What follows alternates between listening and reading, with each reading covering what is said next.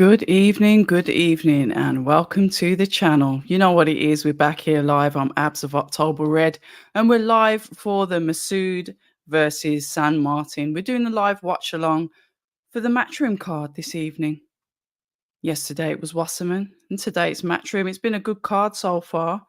Um, we've just seen Ishmael Davis versus Ewan McKenzie. What a battle that was. I'm happy for the stoppage actually, because I was at one point I was thinking, how much more punishment can this young man take? Yeah, it's lovely being tough, but live to fight another day. So I think we've got Callum French coming out next. Um, he hasn't been out for a minute, so it'd be good to see what he's up to. I'm not sure if he's still with. Oh no, it's Dickinson next. I thought it was Callum French. He's fighting this. What did he call him? A 40-year-old man. See what happened, because he fought Kievan Ajaku last time, didn't he? So we'll see. This will be a statement. If Mark Dickinson gets this chap out of there, it's going to be a big, big statement. So we'll see. We'll see what's going to happen. So we've had Sains out of Tony Sims's gym. He's a second fight of the night. Put on a good performance as well. We've had the Reese brothers on. Reese brothers are very, very aggressive indeed, especially with Owen, because I think he'd been out the ring for a while as well. Not happy with the amount of fights that he had not had. So I think that opponent got it. So he literally put it on him in there. So congratulations. They're under Mark Rutherford. Mark Rutherford, if you know him as a coach, I've met him a couple of times. He's a gentle giant, but he really does get frustrated with you in the corner if you faff about. Good evening, good evening. How you doing? How many fights left until the main event? Right, we've got Mark Dickinson up now. We've got Callum French, Cameron Vong, who's co-main, and then the main. So 4 fights until the main. So this live will be a little bit longer than yesterday's, but I don't care. I'm here. So yeah, good evening if you've just joined in. I'm interested to see this fight because these pair were proper going at it at the press conference. Dickinson was really having a go at this guy, talking about his age, talking about what he's going to do to him. He's an old man, same age as his dad. So yeah, it'll be interesting because I don't know if you remember, this opponent fought Kievan Ajaku before. Ajako, I think it might have been his last fight as well. I'm not sure. So statements are there to be made. Good evening, James. How you doing? Shout out to those that are here, but that don't say anything. But watch. Who knows? You could be my ops watching. It's lovely, isn't it? But welcome to you as well. Thanks. You all help the views. You all help the algorithm. I nearly got into trouble on YouTube today as well because somebody made stupid comments, and I forgot YouTube's a bit funny with their community guidelines in it. So yeah, I got a little bit of a telling off from YouTube earlier. So what I'm going to do now, if I see like certain people still coming up and it's just like rubbish, it's nothing, I'm just going to mute them, because you can do that on YouTube and then they can say what they want, but they'll be talking to themselves because no one else can see it. So yeah, great. But yeah, good evening. I've loved the cards, but I like next gen cards. Everyone, you get a lot of people moaning, but this is when you can see the potential future talent. Ishmael Davis's performance, lovely performance. Somebody that's not got a high output, but somebody that throws meaningful shots. I mean, Ewan had a very high output, but it was the pummeling that he was getting from Davis. It was just too much. The corner did the right thing to throw the towel in because his eye was just swelling and swelling, literally by the minute. Good evening, Pimp My Sniper. Pimp My Sniper. It's a nice username. Oh, look, and lovely to see you here with the smiley face, smiley emoji. Here we go.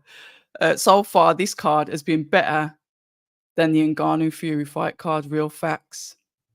Like I said, you've got to give credit to the next gen cards. The next gen cards, when they get like these quality of fighters on them, we're entertained. There hasn't been a rubbish fight on this card so far. I've enjoyed it. Yeah, the Reese brothers. Phew. Mark Rutherford in the corner. He, who did it? I'm not sure if he's still with Callum French. Um, but yeah, an established coach from the northeast, lovely man, but like he'll slap you if he has to in the corner. Um, let's have a look. Stars. Shabaz Masoud will probably fight for the vacant WBA belt once Inoue moves up. Yeah. How do you think he's gonna do? Because he's been out the ring for like a year. How do you think he's gonna do tonight? That worries me a little bit, but I said I was gonna do it, but I didn't check Sanmartin's record and when was the last time he fought. So Ishmael needs to work on that power because against a tougher competition, it can switch. Yeah, yeah, but still, his shots were definitely. He didn't waste any energy, did he? He looked really comfortable in there. Like I said, I know Mackenzie's output was higher, but Ishmael just looked like relaxed and calm in there. He's got to just get out more. Let's see if he turns up on any more matchroom cards. Matchroom cards. Yeah, I'll leave it for you to decide. The boxing fans to decide. I've got my opinions, but yeah, next gen's for me. Mark Dickinson starts fast, takes the center of the ring with the experienced Dennis, who, like I said, boxed Kievan Ajaku.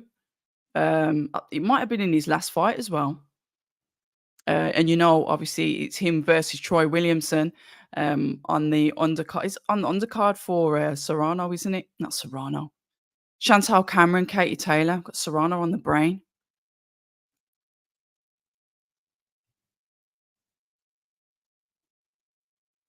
He's not moving around too bad considering he's 40, is he?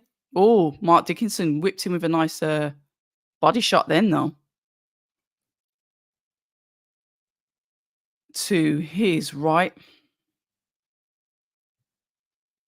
Yeah, the Mexican cards as well. Yeah, next gens are fun. I just hope they keep solid matchups. Tom Dallas, they will do. And don't use it for prospects to fight journeyman. Hope Eddie can keep delivering. Tom Dallas, they've got him on the matchmaking. He hasn't been there that long. And you can tell the shift in matchmaking once he joined, the matchmaking got tougher. So I'll always credit him. Like I said, he's an experienced matchmaker and a previously Wasserman employee that went over to Matchroom. Um, better than the shambles. I do like the next gen. Yeah, because you can see who the potential talent is at the moment. You're looking at the British fighters and you're thinking, okay, who is going to be this superstar? Who's going to be the one that's going to carry the torch for British boxing? And we don't know. So we have to have these next gen cards and we've got to put them in tough fights, which is what Frank Smith and Eddie Hearn said anyway. Let's have a look at these boys. Just coming up to the end of round one with Dickinson and Dennis.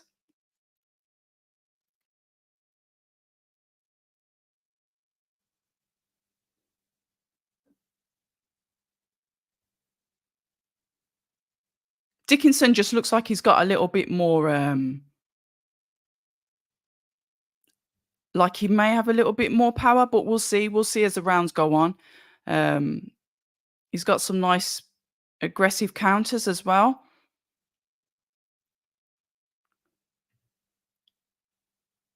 Music has ruined body shots for everyone. Yeah, refs think everything's low now. Yeah, there was a couple of low ones yesterday though, and last night's card. Oh, and what did you think of Harlem Eubank? And yeah, apologies. I left the stream and Roman Fury hadn't fought yet. I got confused with that card yesterday because there was a YouTube stream, then there wasn't. Then when I started the live, it was the headline, and I was like, oh, okay, that's it. And Roman Fury hadn't boxed yet. So even though I fell asleep practically immediately after that, Roman. No, is it Roman? I say that it's Roman. Yeah, Roman. He got the stoppage, didn't he? Got the win.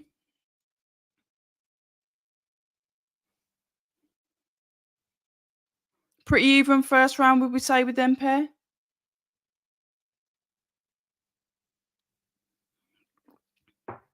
There's so much to unpack as well. And those of you yesterday that was saying, "Oh no, no, we're not gonna get Matchroom and Frank Warren working together." We might. We're not like working together, but working for.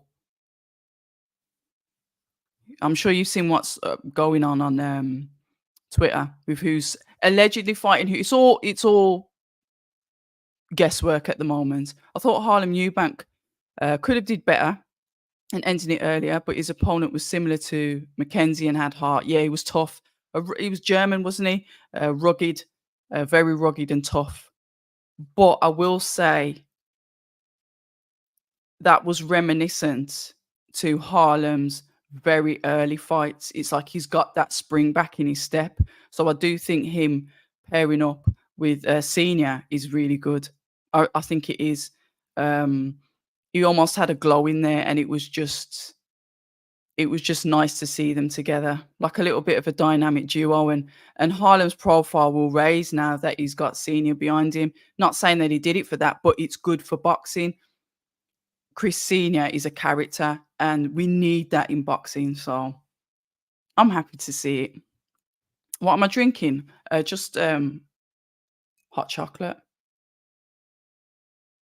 Yeah, hot chocolate because I'm cold.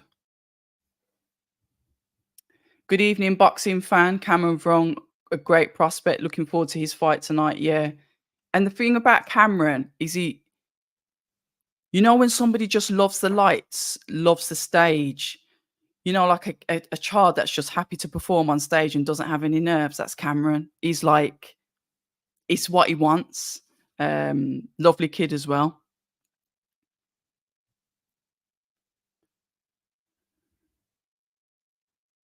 Which one had some body shots? Good evening, Paul. Yeah, Senior said he's joining the coaching team. Interesting. So I'm expecting more next fight. Interesting. Harlem's a decent fight. I hope he pushes on. Yeah, I know that they're doing a little bit about Conor Ben and Harlem Eubank. I'm not sold on that at all, really.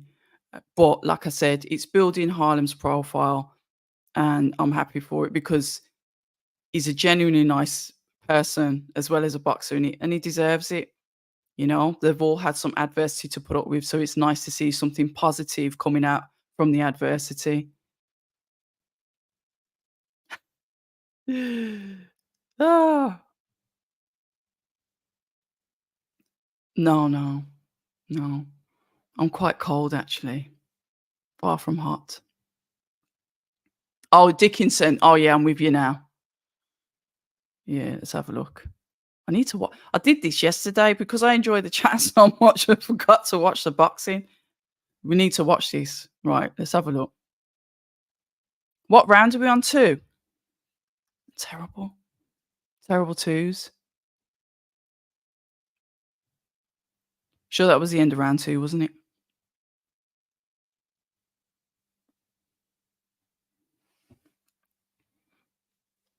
And apologies if I look like the Annabelle doll this evening. I had some like new blusher that I thought I'd try. It looks like I've been slapped about a bit, so but I haven't. It's just a blusher, but it's just a bit. Yeah, it's a bit bright.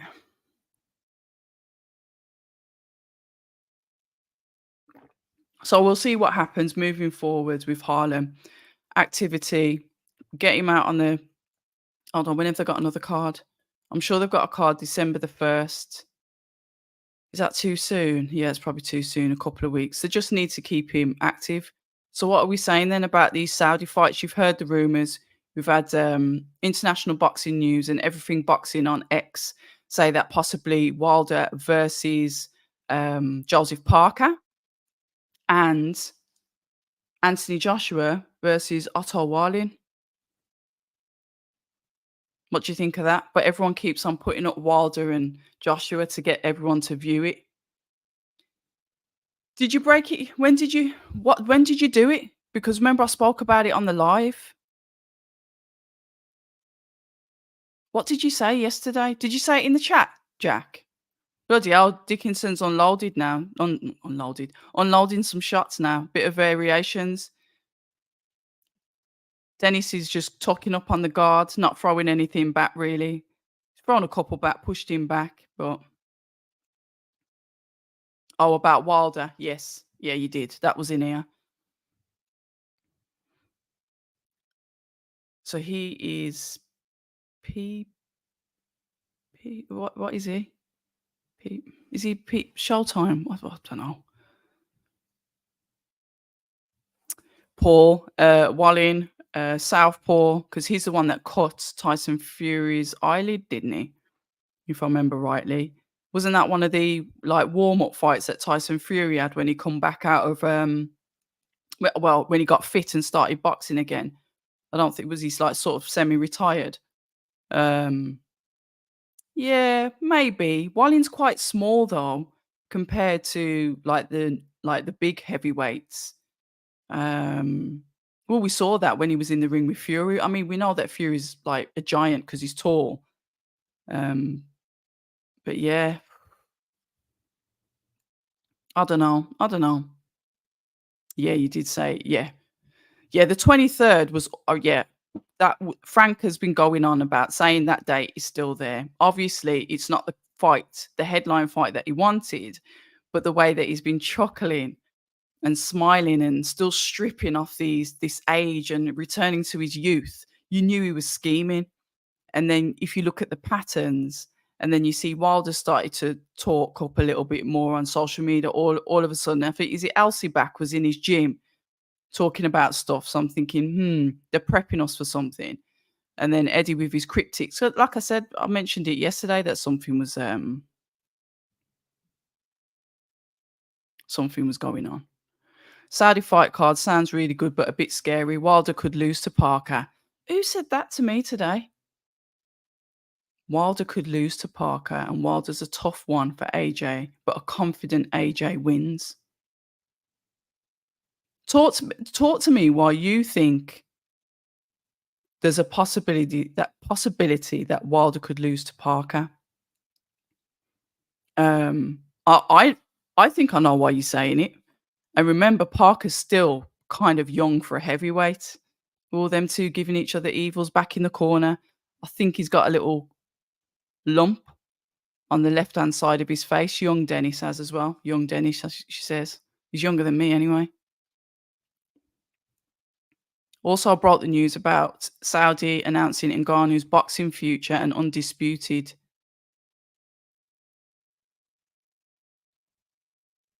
November the 18th.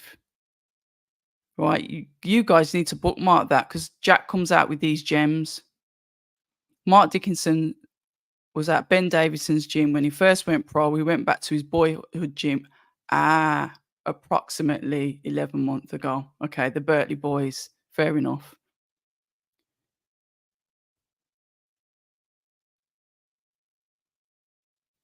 Don't let him be better off. He's already Dennis has got some marks on his face already from Dickinson. I don't think Parker's finished. Did you watch his last performance? He boxed really, really well. Really well. Impressive. But fair enough. I didn't know who his opponent Keane was. But I like I think Parker had improved from his last performance. Obviously, he had because the Jack Massey one wasn't the best. And obviously, we know what happened with Joe Joyce. Wilder is shot to bits. An overhand right to his left side KOs him. Oh, yeah, I forgot about the damage that both him and Tyson Fury have took. Oh, what credit to Boxing King Media. He did an interview with Johnny Nelson, and Johnny Nelson was saying it's one or two things why Fury came up short. Either he underestimated Ngannou and didn't train as well as he should have done, or his legs have gone. I only remembered that because you've just mentioned about Wilder being shot to bits. So yeah,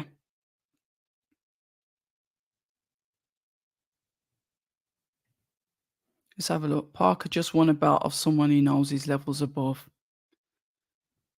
Well, to be fair, I hadn't heard of his opponent, to be fair, but I'm sure somebody had. Canadian French, wasn't he? I think Parker could outbox Wilder, and he's yeah. Well, James, anyone can, anyone.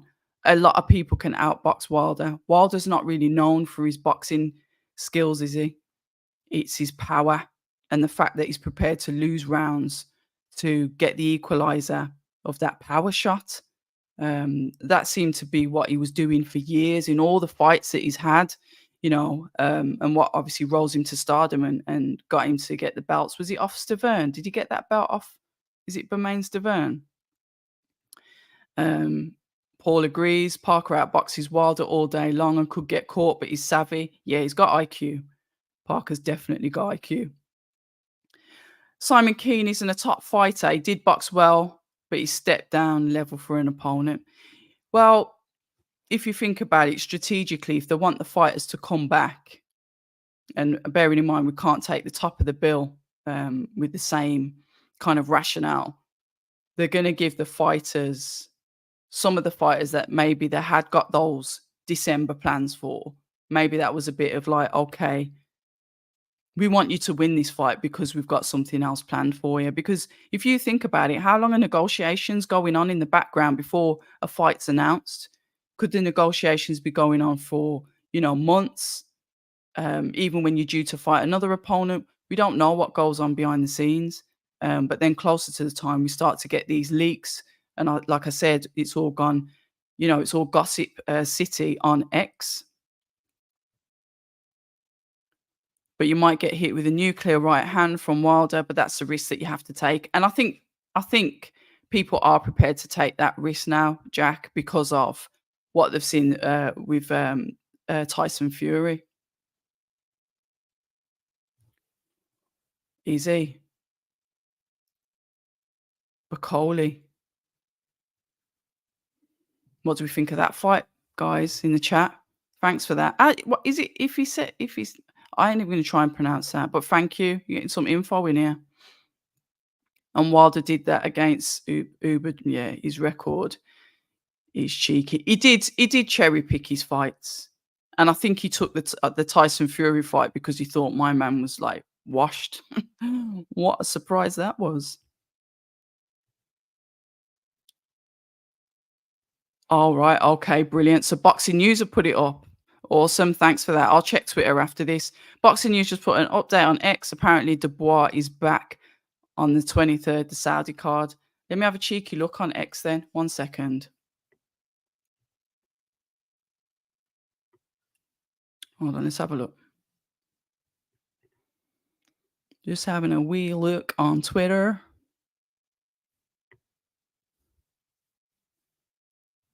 What'd you say? It's just come off Boxing News. Let me have a look.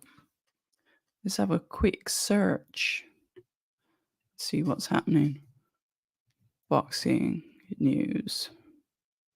So shout out to Boxing News. Right, let's have a wee look. Right. So Daniel Dubois set to return December the 23rd, Saudi Arabian Super Show. Let's have a look. Boxing News. Oh my God, Dickinson's got him down. Oh wow. He ain't getting back up, is he? He ain't getting back up. He ain't getting up. Have they given? Yeah, I was about to say no. That was over 10 seconds. No, it was over 10 seconds. Nah, that's heroic. That was over 10 seconds. Even the counter stopped. The pauses were longer. I'm going to read the article in a bit. And to be fair to him, he did win the first one. Yeah, he did. I agree. I think Bacoli could. Oh.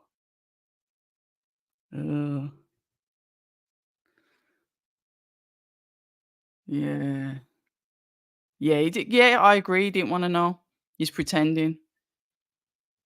He took too long to get up. So congratulations to Mark Dickinson. What round was that? Right, let me have a look at this Boxing News. I'm all over this Saudi thing like a rash. 1 second. Daniel Dubois. Let's have a look. The full article. Ba, ba, ba, ba, ba. It has been reported by multiple sources, and this is credit to Boxing News Ed. So there's no copyright infringement. I'm giving them their copyright, giving them their credit, and this is for educational purposes only. It's been reported by multiple sources that Dubois, fellow heavyweights Anthony Joshua and Deontay Wilder will box in Riyadh against different opponents to build a fight of their own in 2024. And like they did when Fury faced Ngannou at the top of the bill, the Saudi organizers are already ready to spend big to land big names throughout the undercard. So Dubois is set to be one of them. Interesting. Thanks for that tip. You said that. Oh, I shouldn't laugh because it isn't funny.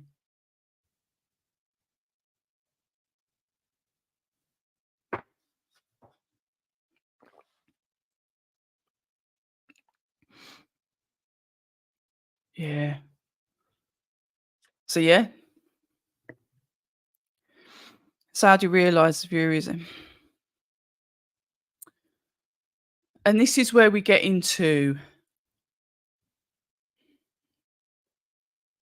Well, yeah, I get it. AJ's like the face. Is like the, you know,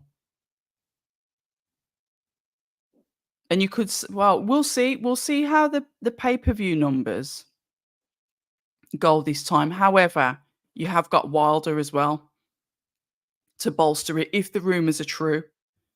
So the pay-per-view numbers probably will be a lot higher. So we'll see. Good evening, mob. Good evening. Good evening. Yeah, we'll have to see. So now, all right then. So rumor has it, Anthony Joshua, Deontay Wilder, Daniel Dubois, Otto Warlin, Joseph Parker, and you're saying possibly Bacoli for Dubois. It's interesting. AJ sells pay-per-view, Fury sells tickets. Okay.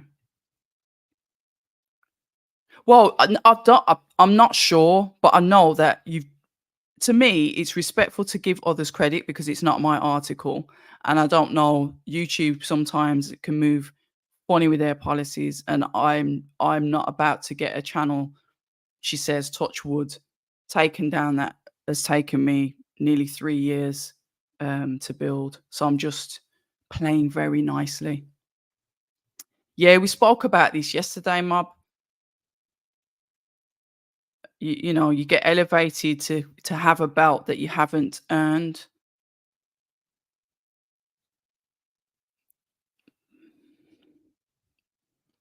Let's have a look. Uh, Hello, Basil. USA. You know what it is with the USA shows? I can't guarantee that when I set the alarm, I'll wake up. And I don't want to like set the schedule and then everyone's like, yeah. And then I don't get up. So that's down to me because I know that I like Diego Pacheco. And obviously we've got the Regis Prograis, Devin Haney. And then obviously we've got Sonny Edwards and Rodriguez, whichever order you want to put it in. So I know that there's 3 American cards, but that means probably starting a live UK 2 a.m. I can do it, I think. But I just wouldn't want to let you lot down because I'd be panicking and then I wouldn't sleep. And then, yeah, I don't know. I'm going to give it a try. When it comes to like the American shows, I ain't got their channels. So unless if they're not broadcasting on, say, we've got Top Rank that you can get on Sky and that, nah, because I won't be able to watch them. And I ain't streaming shit for no one to come kick off my door and chat rubbish. You understand? So nah, that's the only time. What's happening with Dillian White? It's a good question. I have reached out to him to see if he wants to jump on the channel. And he's not really saying much at the moment. But it would be good to catch up with him to find out what's going on. You know, and see what happens with him. I don't know. So but I have tried to reach out to him to get him on the channel. I know that he's okay, but I haven't spoke any, like, what's going on with the testing business. And even if I did, out of integrity to him, I wouldn't discuss that with anybody else anyway. But I haven't. But I'm saying even if I did, I wouldn't tell you. Um, so yeah. So I don't know. Is the truth. Email champ, boxing, mafia. Why? Can somebody explain to me what the hell goes on with Terence Crawford in the US? Why what happened with him? What have I missed over the years? Because I'll be quite ignorant and say I don't follow the American boxing as much as I do the UK. I'm not going to lie to you. So if you can fill me in or just give me a quick summary of what on earth it is about Terence Crawford, where he seems to be like on a naughty list, please let me know. Um, yeah, be happy for him, but I'm old school, and you got you got to earn it outright. Of course, you can't. Like, sometimes you get gifted things in it, but it's like you just got he's gonna have to obviously do something with it, so he's gonna have to defend it. He can't just have it. So he's gonna have sort of like fight for it anyway, but he's been given an advantage. Some may say that's an unfair advantage just because his position. Why not make it vacant? Um, but whatever. I don't know the belt politics. It's Rumorville. I can't say that it's categorically true. It seems to be just Rumorville, where it's like 23rd of December, these fights are happening. But like I said yesterday, and people are like, "Nah, it's not gonna happen." I said, "Are we gonna get Matchroom and Queensbury on the same card?" So I was rabbiting on about it yesterday, and I remember months ago I was chewing Johnny Nelson's head off saying, "Could we ever get the 4 promoters working together and their fighters go against the best of their fighters, blah, blah, blah." And Johnny Nelson told me I was nuts.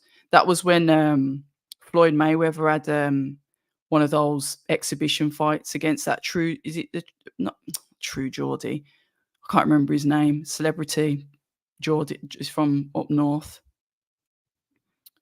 Holt White is good, seems low key, being blackballed after everything. This is boxing, ain't it? This is boxing, man. The thing is, hopefully one day I'll get to have a proper sit down conversation with him, but I don't think that'll be until he retires. And then we'll hear about his side of everything. So Crawford isn't signed to PBC and he right, so he self promotes. A bit like well not yeah, well, yeah, like Fabio Wardley then. So he does it on his own. He's not signed to anyone. Free agent. Why wouldn't you come and have some work with some of the guys over here then? Yeah, I remember that Aaron beef. I remember that. And then it just went silent and then I never heard anything. But I guess if you pick someone out off at the top, that's it then. You got that reputation then, ain't you? They say that, you like shit on your shoe, you can rarely get rid of the smell. Fair enough. But you didn't hear that much of an outrage about it on Twitter, did you? Sorry, X. And this is why some people will do things and get away with it in the dark because there's not that much outrage as there is with some people. And then you have to ask yourself, why is there such an outrage with that person? Hmm. Things that make you go, hmm. Okay, fair enough. He self promotes. Crawford told IBF, "We won't take a mandatory yet. Only wants Errol rematch or Canelo." So IBF gave the interim champ full title. Still not real though, is it?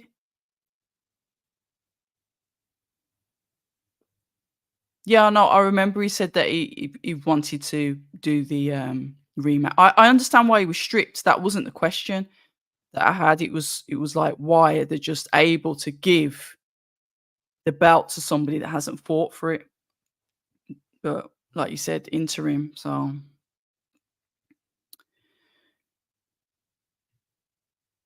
good evening, JJ. ESPN thinks he's overvaluing himself. So they've never been enthusiastic in promoting him. He then left and wants extravagant amount, which means the promoters are not interested. Okay, kind of like what's happening with Teofimo Lopez, where he had a little bit of a rant online the other day.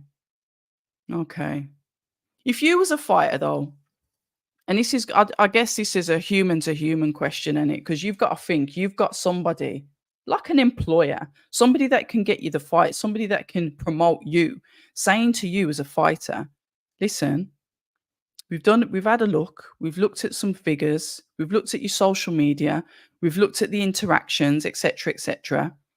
You might be a good boxer, but we just don't think you're worth that amount. How does that feel to you? It's a massive dent to your ego, so I can get why some people might be a bit sulky and stroppy. But then are you prepared to take the risk on yourself to say, all right, then I'll take a lower amount of money and then use that to build on to make more money. So I end up making more. Fair enough. I've got to make a loss because I see myself as worth more than that. But are you prepared to take that risk on yourself? It's tough because I can't turn around and say to someone, I'm not in the business of boxing, so I can't say, well, I don't think you're worth that. How dare I? But the promoters that are shelling out the money, they're in a position to do that because they can, because they're the ones that are investing in you. Fair enough, don't get me wrong, you could be a ticket seller, you could sell out everywhere and whatever, I get it. But then a promoter would be more likely to take you on and take that risk with you because you put bombs on seats or you sell those pay-per-views. All of these things need to be taken into account. But in the middle of that or at the bottom of that somewhere is a fighter that's going to feel a bit hurt and pissed off. Gatekeeper pissed off the wrong one. Crawford has been grinding all his life, had his moment and short-lived. It's brutal though. Boxing is a truly mentally brutal sport. The fighters that you speak to, you'll hear a lot of them say, in the ring is the easy part. It's everything outside of the ring, that causes them all their trials and tribulations. MCA, Eddie New, right, okay, I'm waiting for us to have a conversation. I've been at him as well. I can say that, what can I say actually? That he's training. Um, he knows where he went wrong and he's looking to rectify those mistakes to become or to catch up and get back to where he should be. I think that's fair. So I'm waiting for him to jump on the channel. I can't speak on behalf of him until he comes out and says something, but hopefully I'll get him on the channel soon. But hopefully he should be out soon. Just waiting for a fight date with him. He's with Wasserman, so we'll see. Yeah, Boots and Conor Ben. Yeah. Either or, Mob, either or, either or. That doesn't matter because it will get eyes on it anyway. Because Conor Ben has built up such a name for himself from the controversy around him that people want to watch, whether it's to see him win or to see him lose. People are going to watch, aren't they? Even though they say they might not. Yes, I am. I'm a Brummie through and through. Good evening, the boss man. Yeah, you're right. Any other sport you can lose, but boxing you finish as soon as you do. It's brutal, isn't it? And I guess sometimes it depends as well. And trying to look at it from a fighter's point of view, like you've got somebody that's telling you that maybe you're not really worth that much. And then say, what if you lose? How about the way you lose? Look at the pressure.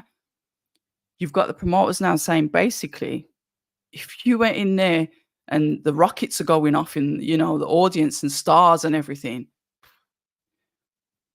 are we going to keep you? Are we going to invest in you? It's cutthroat, really cutthroat. And you really want to encourage people to get involved in boxing, but these young kids that are coming through are going to have to understand the political business side of it as well. And it's not just about getting in that ring. It's not just about having the IQ to dance your way around and outbox someone, knock people out. They have to be taught to be mentally strong as well. And that's why sometimes I think some of the fighters that come from an external struggle, that have been through stuff in their life, make the toughest of fighters because they're already mentally built that way. It's a business, so the promoters can't be nice all the time. Yeah, I agree. It's a brutal sport. I've heard it said so many times, and from the outside, it shows. Yeah, spot on. I agree. Totally agree. Apparently, Fury got 75 million, and Ngannou made 15 mil after pay per view. Listen, I ain't arguing with that, but that's big money to me. I don't know what kind of money that is to them. What are they used to? What kind of figures are those guys used to getting anyway? Maybe that was Ngannou's biggest ever payday. Maybe you'd only been paid close to 1 million. So imagine that you get 15 mil and the props of how you lost. Do you know what I mean? Yeah, Crawford's real deal. He does not do social media or he's too boastful, which social media cut. There you go. Absolutely spot on. And I totally agree with that. And the thing is, like all of us, even like you could look and say myself, never did I think that I'd be sitting on a live or showing my face everywhere because I was just like, yeah, yeah, let's just speak to the fighters. Let's just speak to the fighters. Let's get the fighters on camera. But you have to understand in a world where, like myself, I'm personally looking for sponsors, I'm looking for investors, I'm looking for people to help push what I'm doing forward. It's a hobby that's kind of like spiraling out of control. So now I'm like, okay, well, now I need that help. I've got to play the game. I've got to do a little bit of tap dancing and that and all this as well. So yeah, it, your social media is your currency. Um, it's one of them, innit? Lee Wood is at Newcastle supporting his stablemate Shabaz Masoud.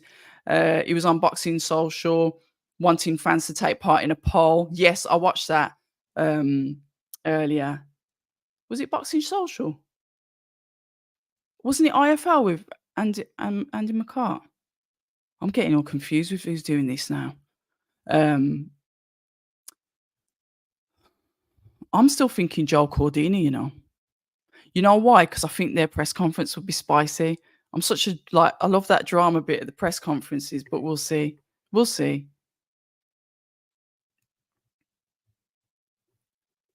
Yeah, it should be a degree. Watch Jiri versus Alex USC. What time's that on? Let me write that down. Jiri versus Alex UFC. I'll have a look. I need to get into that. I'm still haven't done it yet.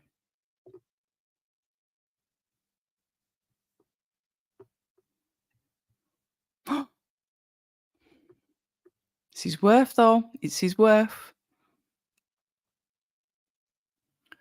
Oh, lots of things. What made me fall in love with boxing? God, you should have been here on the first watch along. That was Mother. Like I said, it was something that we'd do together. We'd watch boxing together.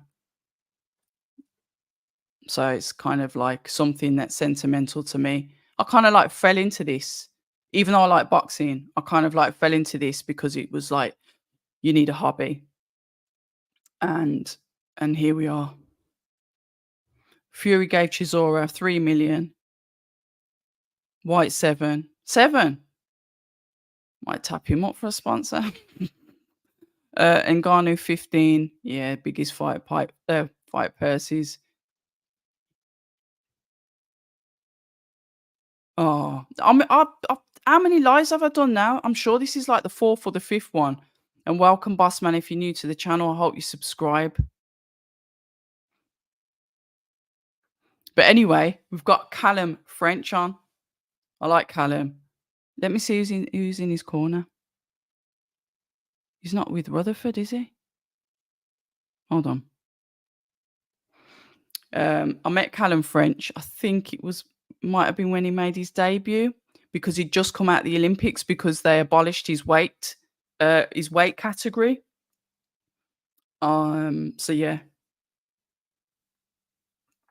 Yeah, he's with Graham. Graham's there. Yeah, I do like Graham.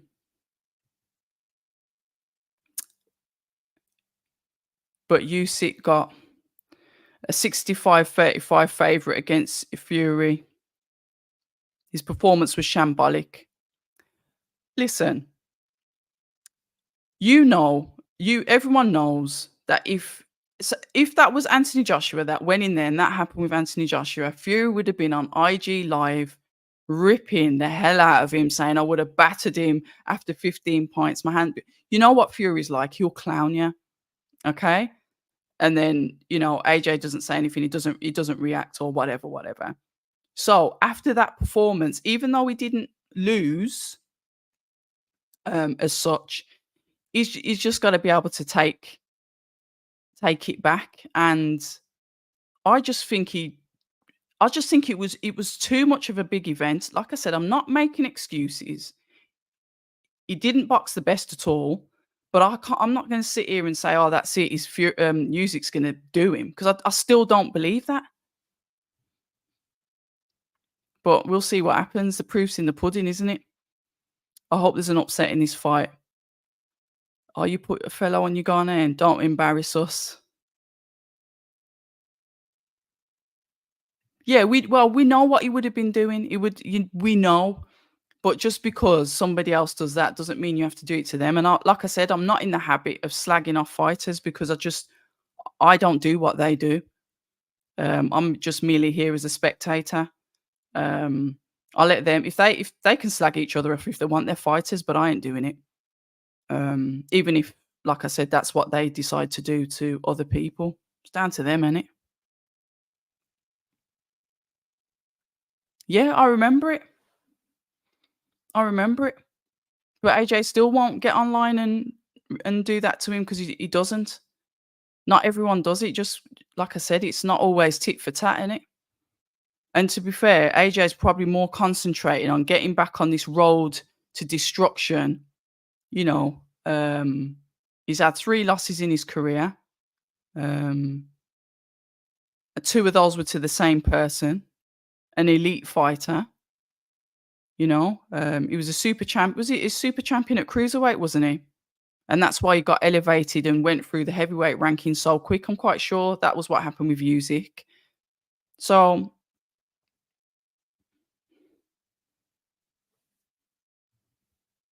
nah, I ain't giving no one a tour of my crib.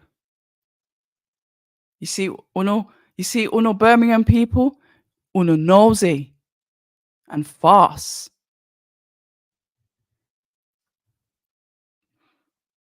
Fury said he shouldn't have to wait in airports. And Ganu said, "Yes, you do, lol." See, all of that as well. I remember it was so overwhelming, wasn't it? I remember him doing, I think, an interview with IFL, and he was saying, the way he gets treated like royalty over there, and why doesn't he get treated like that in his own country? And all of that is so overwhelming. Can you imagine the sight? Come on, us as human beings, just human nature itself. You are getting gassed up for a whole 2 weeks, a week, or whatever. You know that you're going to get big change slapped in your bank.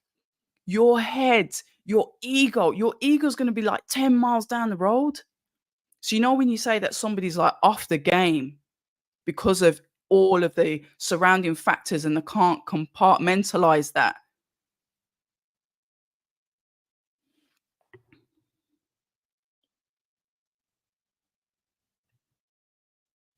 Hello, you man. Welcome. I don't wanna hear about Char. Don't do that. Wasn't he the one that who was the one that did a cartwheel in the ring after they beat Christopher Lovejoy? Was that Manuel Char? That was insane. Then I started doing cartwheel emojis and people were like, "Why'd you do the cartwheel emoji?" And I'm like, "Because it was that." Was it Manuel Char and Christopher Lovejoy? Who was it? And the cartwheel wasn't even a proper one. I think he fell over. Crazy.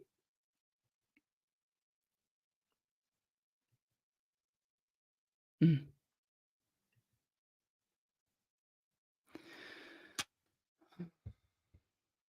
I don't know. His brother came out and said that he's surrounded by yes people. I don't know who his brother was referring to. His brother Shane? And then I think Who tried to speak to his father, and his father was like, "Don't talk to me about that." She's quite dismissive. Fury said that because he hasn't got an old Fury said that because he hasn't got an OBE yet, but he would refuse it if offered, as he's an Irish traveller. The royals would want to avoid that embarrassing moment, to be honest. I'd like to say that I like my YouTube channel very much, and I'd like to keep it alive. And the way everybody is so sensitive these days, and you're not allowed to express an opinion or have thoughts without other being, I don't know, clawed to death all over the internet. I'd like to express that the views and comments of my subscribers are not necessarily views and comments of me. Yeah. But I'm not saying I disagree. Chris, yeah. Joel Joyce after 2 defeats to Zhang. I said I'd personally like to see him going with Dubois, but earlier up in the chat, it was suggested that Daniel Dubois could possibly be fighting Bacoli on this 23rd of December. This, you know what I like? Nothing's confirmed. We don't even know it's true. And we're making assumptions and we're pairing up fights and we're even writing off saying, no, he can't fight Daniel Dubois again because Dubois is fighting Bacoli. We know nothing. And I said I think I'd like to see him in Dubois in with Joel Joyce. That's what I'd like to see. 2 defeats to Zhang. I reckon you'll see Zhang turn up on one of those Riyadh cards as well. I know he's injured at the moment, but remember the Usyk Fury bout is due to take place. Is it February or January? So Zhang will be back by then. I wouldn't mind seeing who he's going to go up against. John and Tommy, and they tried to win. Seconds out. Interviewed John and Tommy whilst they tried to run away after. Did it? What, Radio Raheem on Seconds Out? Was that at the actual event itself? Because there was like 5 million interviews. I struggled keeping up. I think the only channel that I watched for the Riyadh coverage was Boxing King Media, I think. I'm sure it was. Did you see that? Yeah, in Jamaica as well, innit? Whatever. Leave them to it. Get off Siri. Bloody Siri. Bacoli's manager said they've got one of the big heavyweight fights for December. Ooh. So it actually could be Daniel Dubois then. He's a Scotsman, isn't he?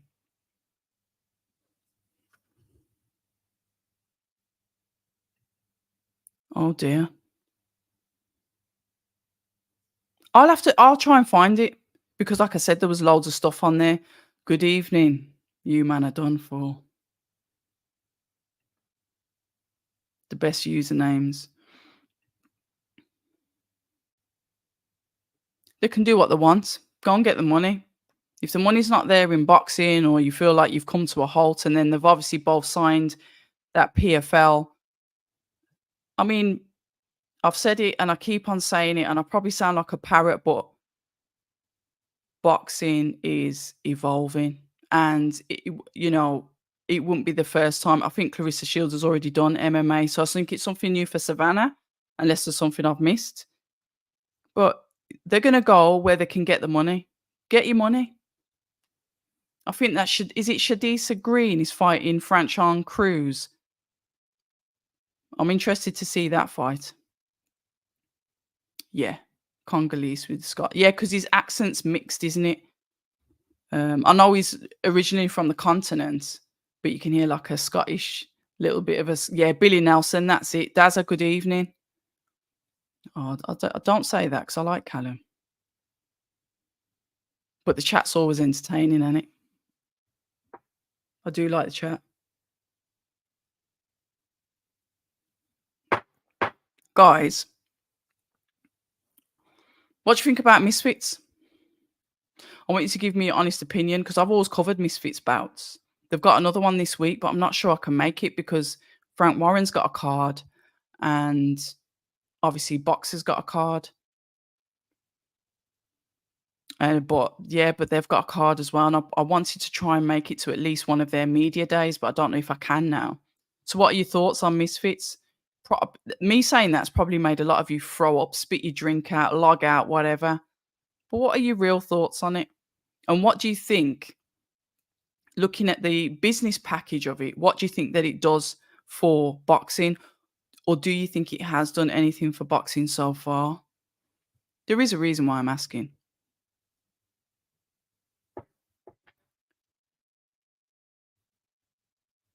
Good evening, George. Oh, I love it. I do love it. It's going to be an aggressive fight. Natasha Jonas is very aggressive and she's powerful. I've seen her spar. Obviously, I've seen her fight too. It's a good fight. It's a good fight, and it's just what boxer needs. I'd like to see Caroline Dubois on the undercard. I'd like to see Caris Artinstall on the undercard, Lauren Price on the undercard as well. Caris is another one to watch as well. Obviously, Caroline, like I've been beating the drum for Caroline for a minute, but keep your flipping eye on that spiteful Caris. But yeah, Jonas versus Maya is nice. Really, it really does bring a smile to my face. That does. Not a fan of Misfits worse than W. Oh, you see, I don't mind it. You know why? Because like the conversations that I've had with people, um, I just find their characters quite interesting. They're just really like out there, and you get it sometimes in boxing, but you get it more in Misfits with the kind of characters, and that's why I've asked because when you look at the way boxing's going now, and it's because they've got competition like that. Albeit, like you said, the fighters, they're not professional fighters. It's a showmanship, but they do take the training seriously. A few of them have lost a lot of weight and have trained really hard. But the numbers that those guys do, when you're looking at the popularity context, when you're looking at like the social media, all of that stuff, they are killing it and they're making some serious money. Serious money. See, George is with me. Brings the viewers, and it does. Someone gets hurt in boxing. People get hurt in boxing. They've got the same. You have to remember they're training with, some of them are training with like proper professional boxing trainers. They're not just training with Joe Blogs off the street. They're doing proper camps. Yes, you will have the odd, like I think it was those two overweight geezers that were on it once, and that to reduce their rounds to a minute and a half for health and safety reasons. But they have this. They have the ambulance crew there. They have the doctors there. They have all the health and safety in place. Those guys are sparring. It's no different to white collar fights, but we don't complain about that.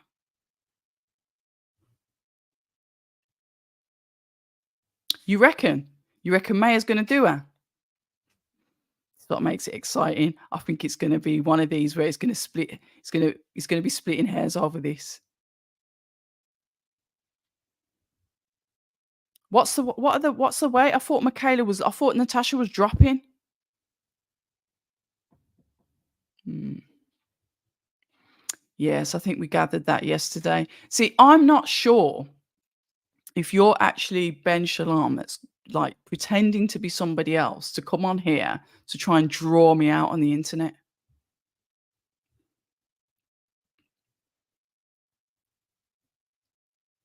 Yeah, you could it to be you know me, I'm gonna do it anyway because I like doing it.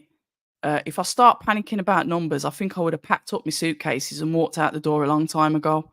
I don't live in the numbers world, but I do understand the value of numbers. There are certain guests that I'll get on my channel where my views are really good. And then there's some guests where you think they'd be good and the views are absolutely horrific. but that's not gonna deter me from doing what I'm doing, and believe it or not, my Misfits views ain't high, but I don't mind speaking to him. I'm not even putting that up, Joy. I'll leave that in the chat.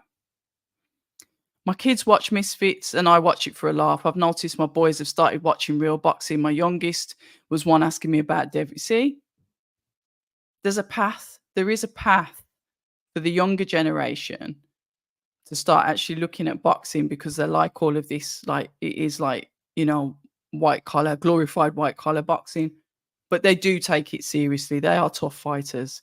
I mean, they're people that are taking it seriously.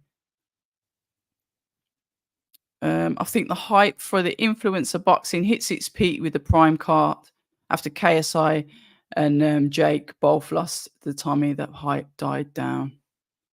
I don't even know. I don't even know if KSI would fight again now. Because I think he's in the position where he's built up the brand that maybe he might end up taking a back seat. Because it's him. It's him and Logan's business, isn't it? Not Jake. It's both him and Logan. It's their business. And they've got money coming out their ear rolls. I think they did an interview saying that they're billionaires now. Can you imagine? You started, my kids would watch them on YouTube. I paid for their first fight on YouTube, which was like $7.99 when YouTube sold it. And that was because my kids wanted to watch it because they'd watch them, whatever they do online, gaming online or whatever. So it worked. And now those guys are billionaires.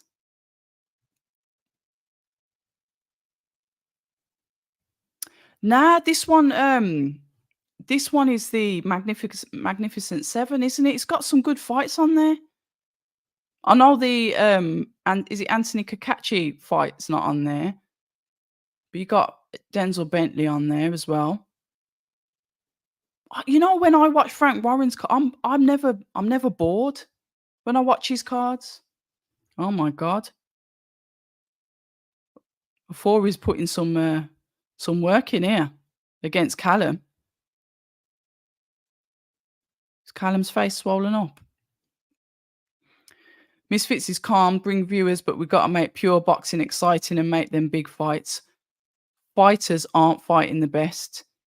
And that is down to the matchmaking, isn't it? And that is down to the fighters, like basically saying, well, if you want me to fight him, they're getting more business minded. You're going to have to put more money up. This is where we have to find that medium. And I think with that battle, the promoters are always going to win because they're fronting up the money. So they will have that, well, we'll kind of tell you what you're worth. I think long gone are the days where, say, for example, a fighter gets signed by a core promotional company and they can even think about getting lazy because it's just going to get more cutthroat and you'll just be in the bin as quick as you can say in the bin. I think it's moving that way. It's going to get a very, very, very cutthroat business strategy, but from the fighter's point of view.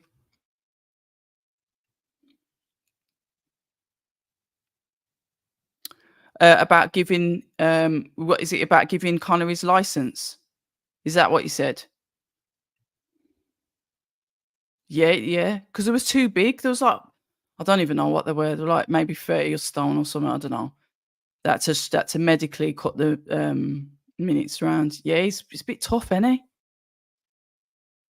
Oh my lord, he's literally pummeling his face to pieces.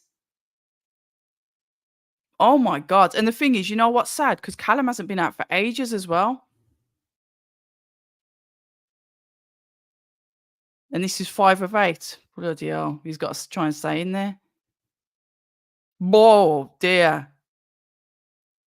And this is a standout. Oh my God, French's face is absolutely pummeled.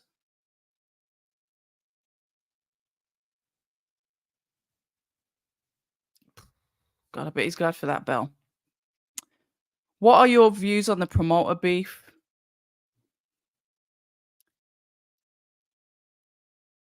I haven't got any. Just let him get on with it. It's entertaining. I think I mentioned it yesterday. I said I find it entertaining sometimes with the back and forth. It's kind of like we're nosy neighbours peering over a fence at couples having a arguments, but it's funny to us. It's not really that serious. Do you know what I mean? Um, so just let them get on with it. I think, the aspects to the sport, it's good to have a humorous side. Is it really beef? Well, we'll see if it's really beef. If them like have to go and sit at a table together in Riyadh on December the 21st, we'll see. Doesn't bother me. I'm too grown to be worried about that crap. Just let them get on with it. I find it interesting that the board are a private limited company. They change their tune for different promoters. Wow. I don't, yeah, yeah, yeah, yeah. Misfits reminds me of American. Yeah, it does. Yeah, it does. I remember it as well because I used to watch it.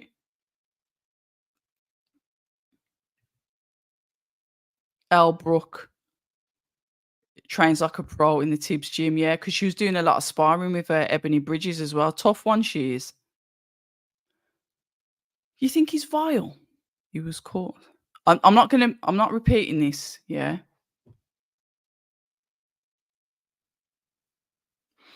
Mm.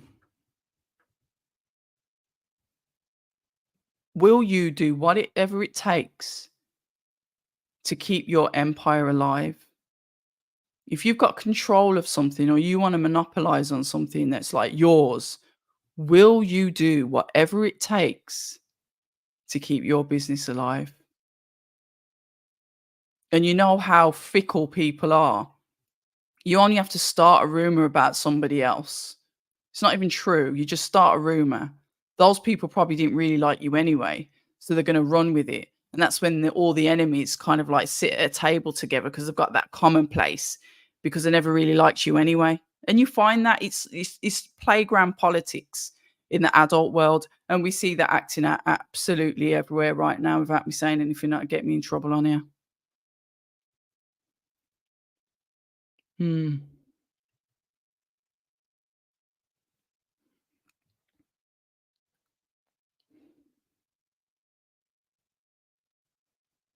I'd love to speak to him and ask him about these things, George.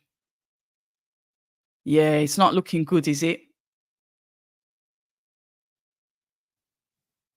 Yeah, he's getting a bit of a pummeling, isn't he? Mate, he's gonna do whatever he has to do in there to survive. Ooh. The best way to promote traditional boxing is to put on a fight between, oh my god. What was that the other day? What was that? What was that the other day? I didn't even reply to that.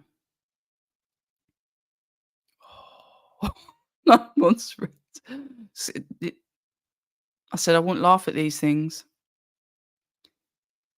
His eye. What about his nose? Round 6 of 8. Oh, yeah. If you got you look at it, when you look at those 2, they've been in it, like, obviously Eddie Hearn's picked it up from and run with it from his dad. His dad set the precedents and Eddie's run with it. And Eddie seems to be now passing that down to Frank. So it's like they're quite happy that they've got a shelf life where they will carry it on down through either generational or the apprentice earns his spot. Frank, like Bob Arum, is just running with it and not really letting go. But you have to give credit to Frank because he's been in the business for so long.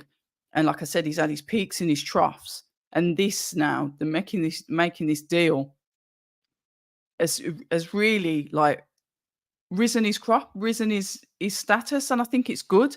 I think it's good for us. It might not be good for the opposition, but it's good for us because we're seeing different promoters do different things, and then it doesn't need to be competition with us because now we can like say, oh well, I want to watch that because that fight's on there or whatever, and it doesn't have to get competitive with us. We should win as fans because we're not making money from it, are we? We're there to watch the fights or pay for the fights, get the pay-per-views or whatever, buy the tickets, etc. So why shouldn't we get to see the fights that we want?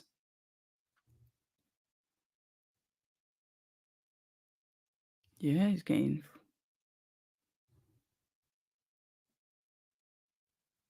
this commentary is wild. Yeah, tough son of a bitch. Well, he's gonna do whatever it takes, ain't it? Did he? Did he? I'll have to check that out as well. I thought I'd watched all of his. I think the towel will be coming in. Graham will put it in if he has to.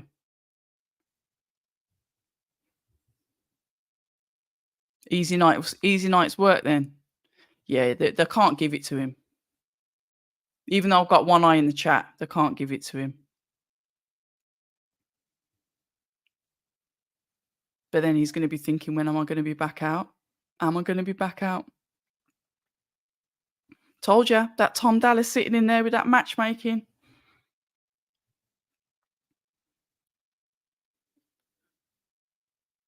I think they'll work with any promoter. I think that because we've had Queensbury and Top Rank, they were the first ones in there with those guys. But now I think it's gonna spread out to other promoters. I wouldn't be surprised if Boxer and Wasserman join in as well. Do you think? Well, yeah, he ruined his career. Yeah,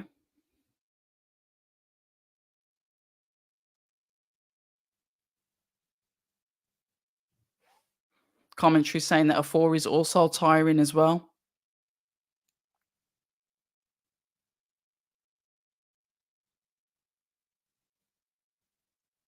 French just clinging to him.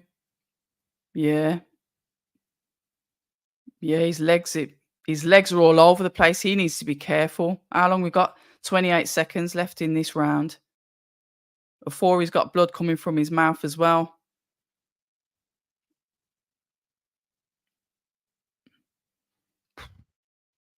Bloody hell, I wonder how this is going to go on. Yeah, as in, like, obviously, we had like the Ruiz, AJ Ruiz. Hearn was the first one to put his toe in the water, wasn't he?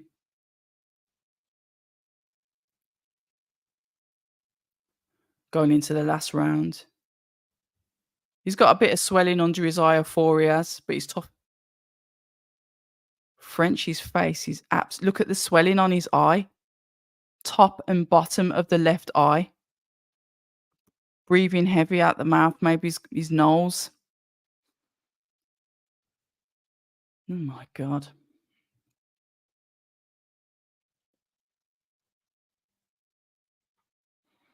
The atmosphere could have a lot to do with it. Like I said, even though I'd love to go out there, I don't think it'd be a good idea if someone like me went out there. Yeah, his eye is bad. You know, when I'm looking at it like, yeah, he is. Oh, his legs are all over the place. Flipping heck. You imagine what's going through his mind now? He hasn't been out for a minute. This geezer's just really tough. Probably not what he expected. Yeah. No, it won't take him into the lead. He's gonna have to get a knockout, isn't he?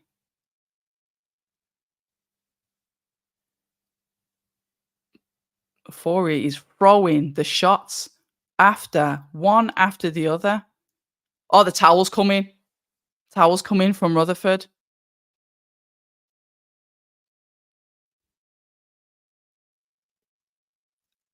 Oh, I'm gutted for him. Oh, I'm so gutted for Callum. I mean, congratulations to Jeff Ofori, but I'm so gutted for Callum. I was so looking forward to see you bet. How much did you get on your bet? Do you share that information? It makes me happy when I hear that people win money, you know. Oh, I'm so sad to see the towel. Oh, but it had to come in. Oh God.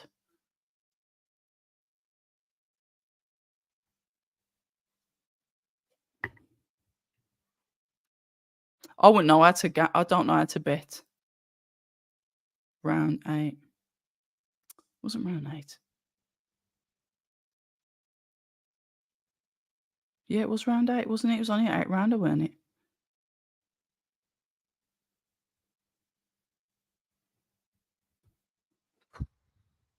See what I mean? Oh, you know what? Like, but you but to be fair, Frank Smith did say it doesn't matter if fighters lose. Are they in exciting fights? We're gonna get rid of this, you got a loss on your record. Is the fighter in an exciting fight? So hopefully it's not. French has been out the ring for a minute, so hopefully he gets another opportunity. Well, they're saying that he's a Londoner, yeah? Jeff O'Foury. So he's 13-5-2. I have to say that abroad there's no testing regime before we're fighting like you.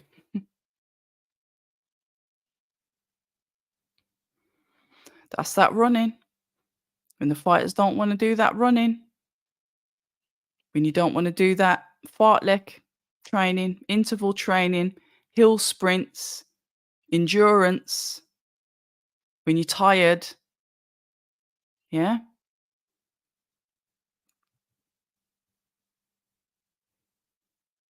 needs to make a donation to the Nah, make him keep his change.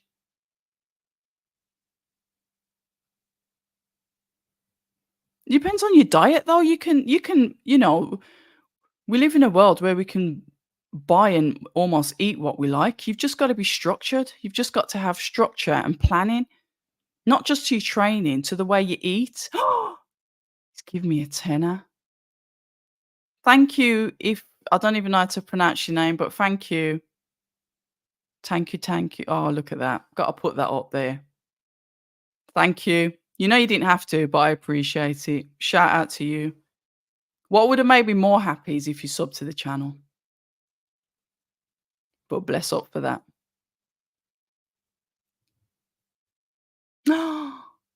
Is Dan the man? Where you been? He must have won like 250 to be dropping like tenors. He must have won a bit of money to drop a tenner. See? Called it. Because I ain't dropping tenors to no stranger. Be like, yeah, yeah. Nah, I won £2.50.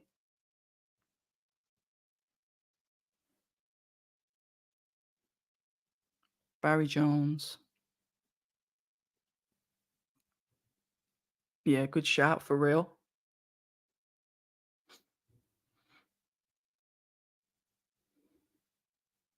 Oh, what was I saying? Yeah, food. You just got to be good with your diet. Just have structure to everything. Even structure to your sleep. That's one of my bad things is sleep. It's the hardest thing for me. My sleeping pattern's all over the place, and that can mess you up as well because if you sleep bad, you eat bad. If you eat bad, you don't train as well. These fighters have got to be on point. They can't have any distractions. You know what I mean? That's I don't know how some of them even have relationships or in like relationships when they're like focusing on their career. It's mad. I was saying that earlier.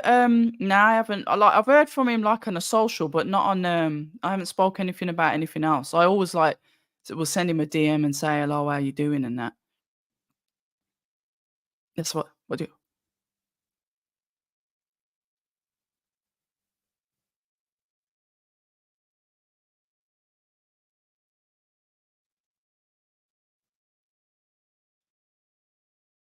he said he started off slower for him.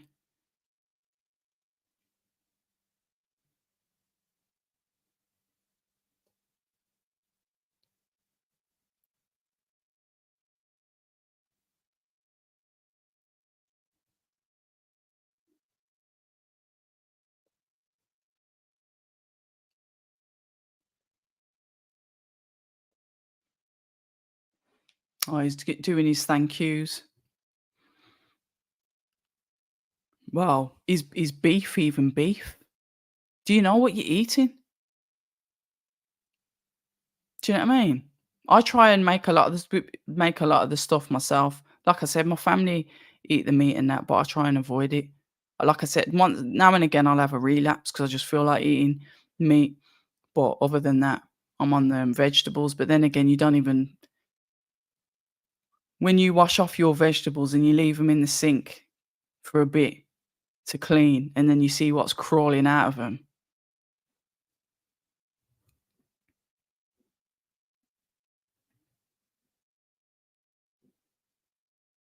I've never seen a fight of euphoria literally. But you want to fling them lottery numbers in the chat then?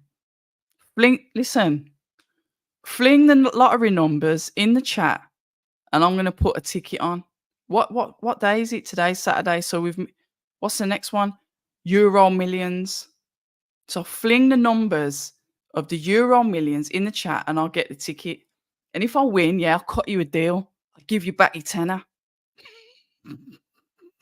You can have your tenner back. Drop the numbers.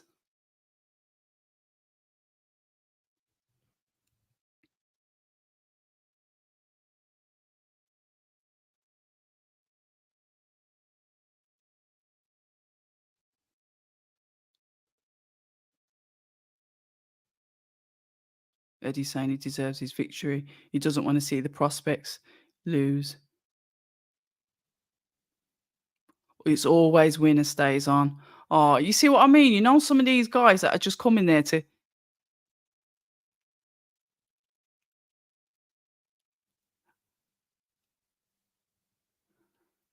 oh, bless him. He's pitching for a job.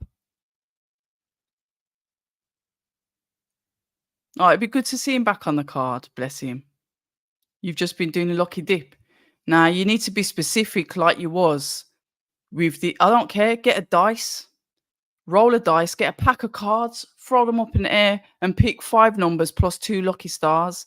Drop the numbers. You're gonna break even because I'm gonna give you your tenner back. So basically, if you come on here and like the channel's gone, yeah, and then you check my Instagram and I'm on a yacht and I'm at the Burj Khalifa, over in the Caribbean, and then you see me start eating some big pieces of beef, and I'm like 100 stone. You know that the numbers come through because I'd be missing, missing. Hi VJ, 23rd of December cards ending up. Yeah, it's rumors, and I'd love to say, oh yeah, yeah. I don't know nothing. I'm just going off what's on Twitter. Sorry, X. We were talking about it earlier. Um, what's Dan Raphael said? What, the same thing as Dan Raphael? Did he say it earlier? Because if so, I think I've seen that, or somebody's retweeted. Has Michael Benson retweeted what he said, or is this something recent that's come up, like in the last since we've been on here, an hour and a half?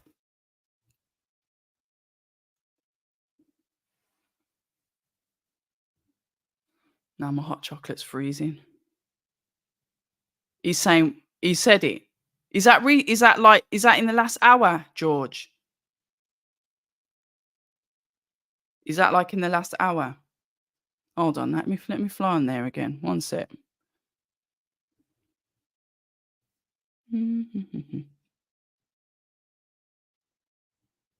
What's going on?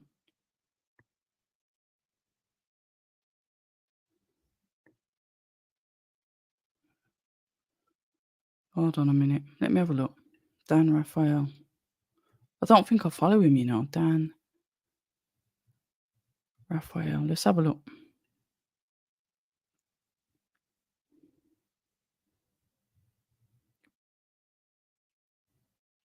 Yeah, it's 2 hours ago. Deals are finalized. Right. So breaking the opportunities, and this is credit to Dan Raphael. I don't know where he's got it from.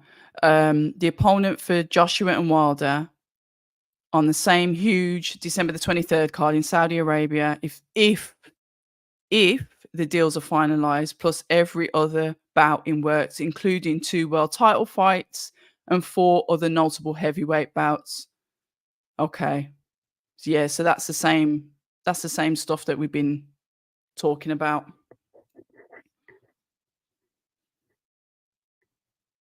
Yeah. I've seen yeah, it's been circling about for a minute. Bivol versus Riviera. Yeah, we said Bacoli, but nah, somebody said Bacoli Joyce, VJ. Somebody earlier said Bacoli Joyce. Not Bacoli Joyce. Bacoli Dubois. Martin Bacoli versus Daniel Dubois. That's what somebody said earlier. So why Wallin? I don't know. Maybe to get him used to southpaws. I don't know. Frig knows. Could be Billy Nelson capping. Bacoli's beat everyone in it. He was a beast. He's changed. And I think because of that, Wallin's a slippery fight. Because Wallin took it to Fury. Yeah. It's not. Are you trolling? AJ versus Char Wilder Joyce. Are you playing with us, Jack? Because Jack's credible, but sometimes he might troll. Where's Mr. A? How come I ain't seen him? He ain't been on the last 2 lives. Mr. A, if you're watching and you haven't even said hello, I find that quite repulsive. Where's the loyalty? And you reckon that's it? You're not giving Daniel Dubois a chance. Not like one chance.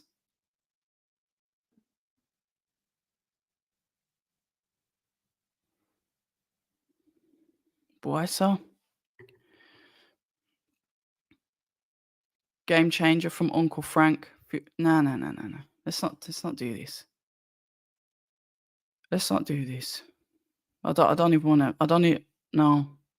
Listen. No. Let me just get off the screen because that's giving me anxiety. I'll put that. I'll put. There's no way in hell it's Parker and Wallin as opponent. That's guaranteed. I'm not. Right, I'll take your word for it then. I just thought you were capping on it. All right. So you're saying Char and Joyce. Okay. Listen, Jack has called it in here. We're going to do plenty of lives in between now and then, Lord willing, and everyone's got their health and strength. But you've seen it. There's no way in hell it's Parker and Wallin as opponents. So he's saying it's Manuel Char, Cartwheel Gang, and Joel Joyce.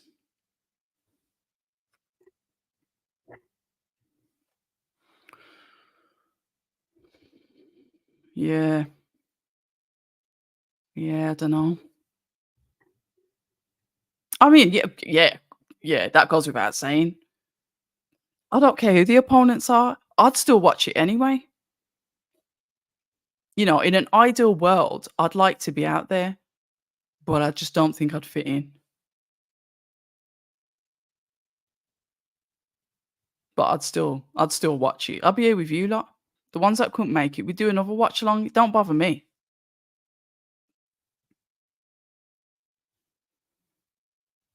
All right. So next we've got the young prospect Cameron Vong. Well, to be fair, Jack does. I don't know who his inside scoop is, but he has said things that have happened before. But I just had to check that he wasn't trolling, because sometimes he might. It'd be nice if he broke the exclusive on air. It'd be nice if it was true, because we'll all be back sat in here. We'll have a Christmas. I might have Christmas trees in the background. Do special like jingle bells. Have some Christmas music playing. We could have a little tot.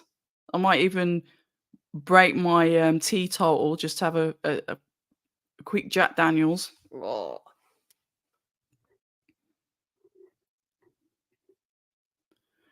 She went out there and it was okay for her. Okay. Oh, what?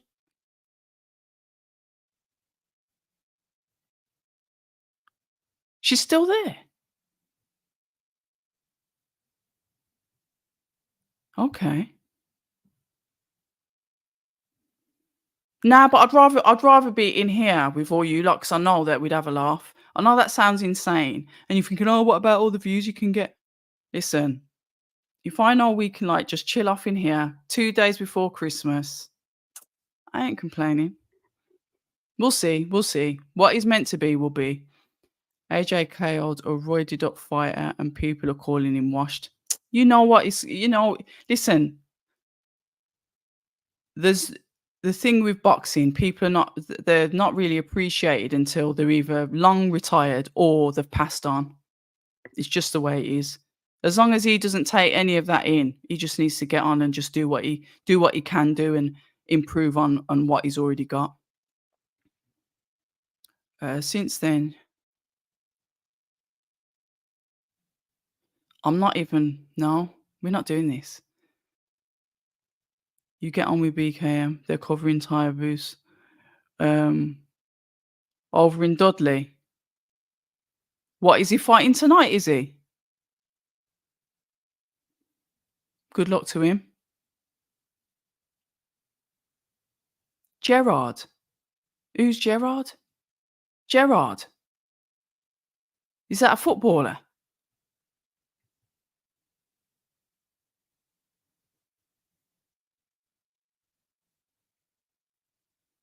I ain't got 10k. Who's got 10k to go and burn out over there? No, you're all right. I'd rather get a £10 super chat and just be nice in my living room. What will be, will be. Don't get me wrong. When I watched it last time and I was like seeing all the glitz and glamour and that, I was like sitting there thinking, yeah, Steven Gerrard, footballer. Yeah, fair. Well, okay. Okay. Oh, yeah. Okay.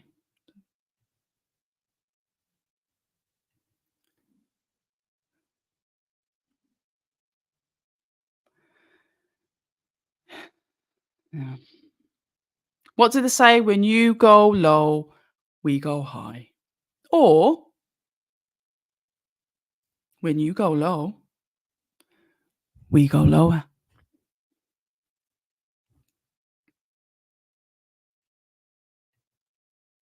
I hope you get the sponsor and you get that 10k. Yeah, we'll see, it. We'll see. I told you I'm nice. I'm cool. No, I'm not greedy. I'm having fun. Believe it or not. Oh, we spoke about this. I don't know when he's fighting yet, but I'm trying to get him on the channel. We're waiting for a fight date, innit? But I'm trying to speak to him just to catch up with him, talk about what happened in the fight, etc., etc. Um, he's going to be fighting again, but I'm just waiting to hear a date and then to link up with him to have a catch up. This guy's been coming out really well. Masoud has been inactive for a year. Well, fair play, fair play. If she's making her money, good for her. I'll never hate on somebody that's making money.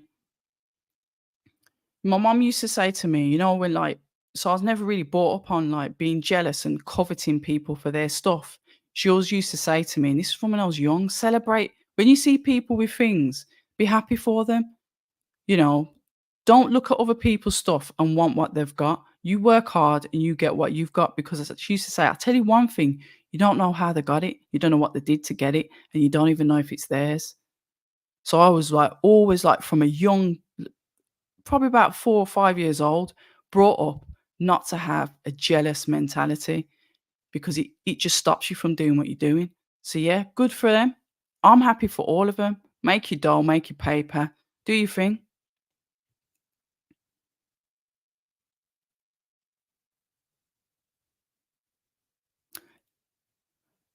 It's not the main event, is it? I thought it was the main event. It's not the main event. It's Cameron Vong, isn't it? It's not the main event. Tripping again. That'll be good. That'll be good. Yeah. And the thing is, Anthony Yard would take that fight in a heartbeat. That's the thing with him. He doesn't turn down fights, does he? I think that's a good fight for him, if I'm honest. When it comes to stars making fights, I think that fight's obviously better for him than Beterbiev. Mhm.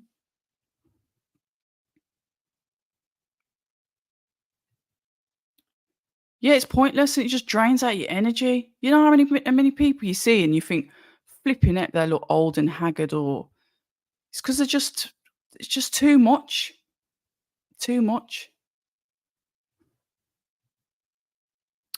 Nah, not Trinidadian, my mom was Jamaican, but she's Spanish and African on my mom's side from her mom, and then my granddad, so my mom's dad, was you'd probably call Jamaican Indian. So, yeah, from that side, and then my dad's was British. Like I said, well, my both of my parents are dead, and we've either got Irish or Scottish from my dad's side. I'm not too sure, so I don't really know his family. That's another story. Bivol will destroy him. Do you think so? I don't know. I think I like that fight for Styles more than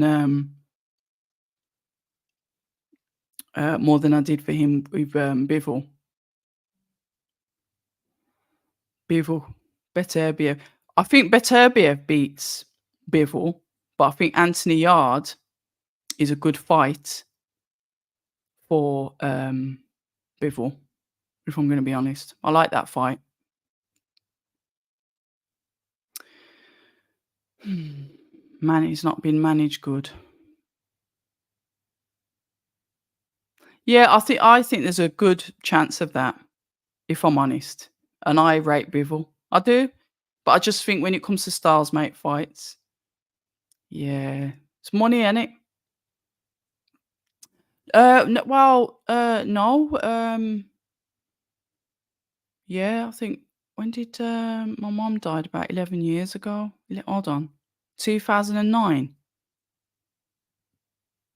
It's a bit longer than that. And then my dad died when I was in my 20s, but I didn't have anything to do with him anyway.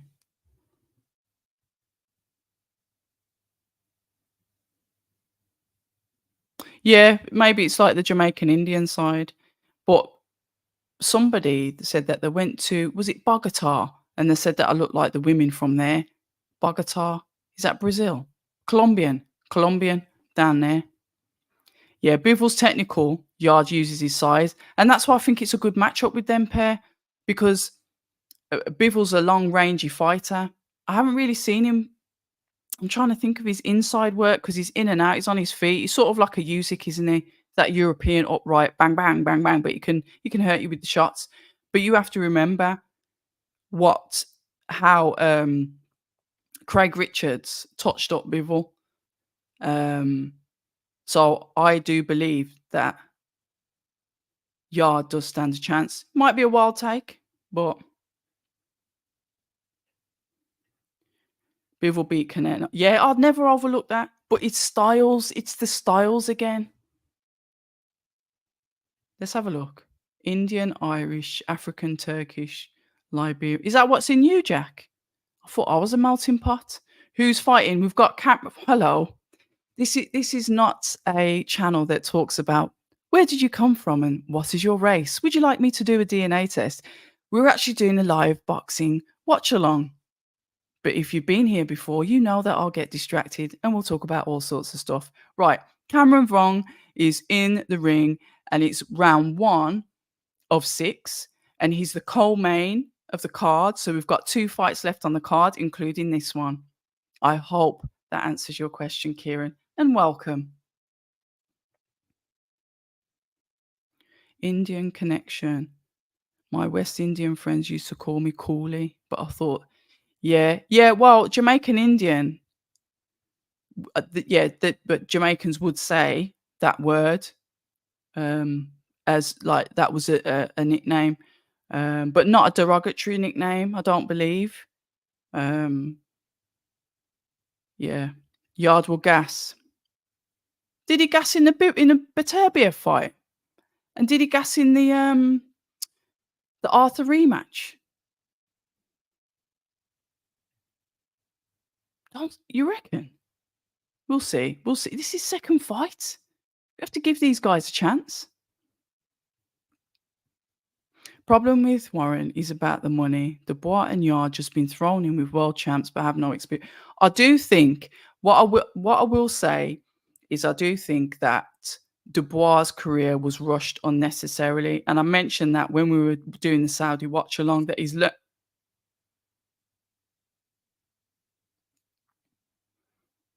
this geezer's coming in with some long overhand shots.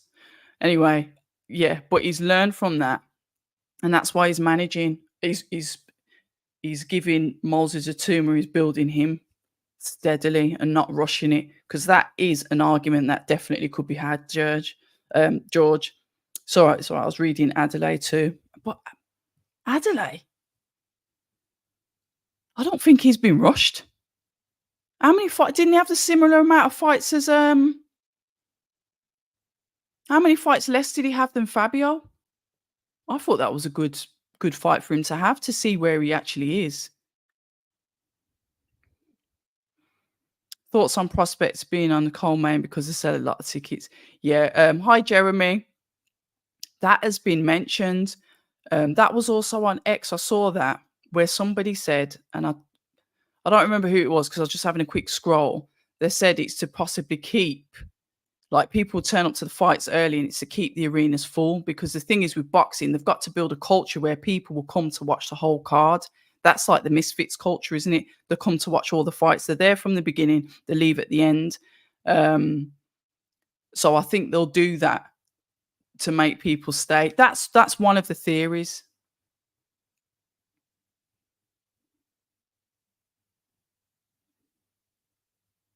I get, like, in business terms why it's done. They did it with Johnny Fisher, didn't they? I rate Fabio. He takes out Clark. Hold on. Right, Cameron started to put a little bit more pressure on this chat, but he's coming in with these. What is it? Mosquera. I hate pronouncing names wrong. He's coming in with these looping shots. Cameron gets his timing right. He's nullifying. He's trying to nullify Cameron's jab. Right, I need to catch up with Fraser because we need to talk about this fight. Hopefully, I'll be able to catch up with him soon. I know that I know that he had an injury that he had to opt for, but I think that was on his social media anyway. But I definitely need to have a catch up with Fraser and talk about, is that fight gonna happen? If the rumors are true, Parker Wilder would be a fun fight. Well, apparently it's not. Scott, somebody in the chat. God, this Mosquero's really like.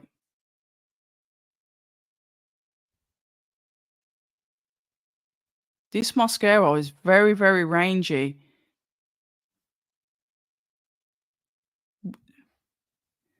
Considering this is his second fight. Yeah. I think it's gonna be Jack in the chat says that it's Wilder versus Joyce. You said Wilder versus Joyce? Or was it? Yeah. You reckon he was mismatched? You think he was putting him with him too? I thought that was a good, like, margin to see where he is. See, somebody else has said it. Maybe I don't know. I thought that was a good fight. I thought that was a timed fight. I thought it was good enough.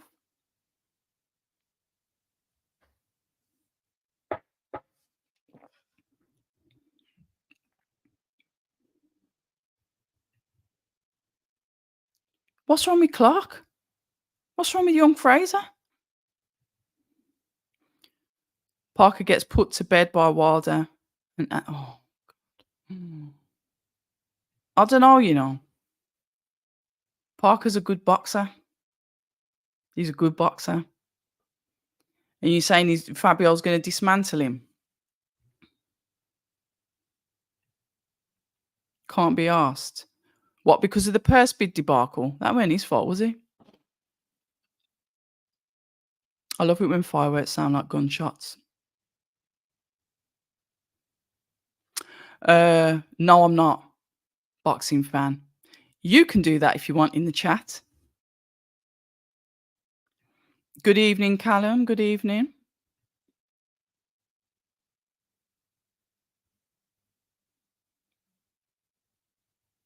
He doesn't need Clark. We know he beats him. How many times is he supposed to defend? He's got to do it 2 more times if he wants to keep the belt outright, isn't he? Or he can vacate it and move on. It's up to him. I'm sure in Saudi he said he'll do 1 more.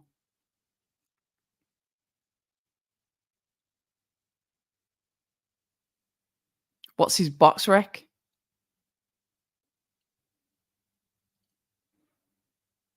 Yeah. Yeah, I thought he looked a bit against Marius Wack. He didn't. You're gonna put money on it. Make sure you come back to the Where's the lottery numbers? So you need to drop them in the chat.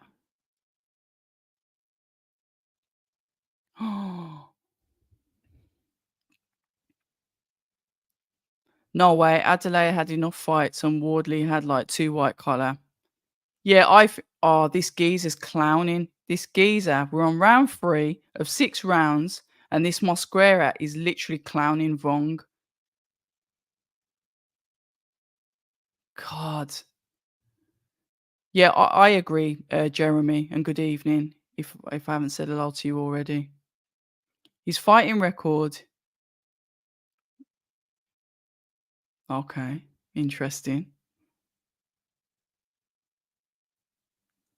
You might as well. If he's called it, you might as well. Oh my god, this Mosquera is clowning Vong. That is gonna mess with him, that is. He's literally every time Vong tries to come forward, he's just parrying, just the jab, just parrying it, just like a tap, slight tap, using his jab hand as a rangefinder, and then catching him. He caught Vong on the side there as he was coming in after he fought the 1-2. After he put, yeah.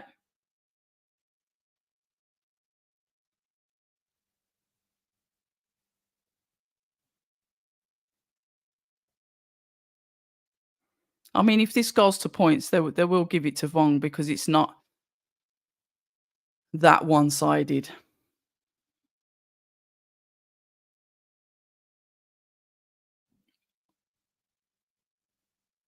Mosquera is mocking him. That's a slip. Was that a slip? I don't think it was a knockdown, was it? For those of you that don't know, Mosquera just dropped on the floor. Yeah, he shouldn't be showing off. F around and find out.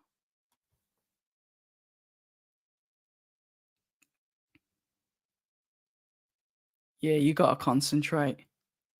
That's how you get caught slipping. He's still showboating as well. He's clowning him, isn't he? Trying to get into his head, that's why. What's Jamie saying?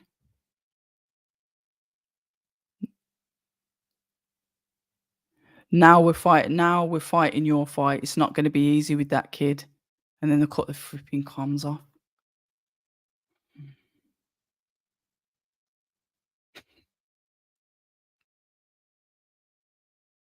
Yeah, Whitaker's out, isn't he? On the undercard of Billam Smith in Bournemouth. I'll be doing a watch along for that as well. That's a Sunday. Oh yeah, I'll still do it anyway. It's coming up to Christmas, isn't it? Yeah, because I won't be going.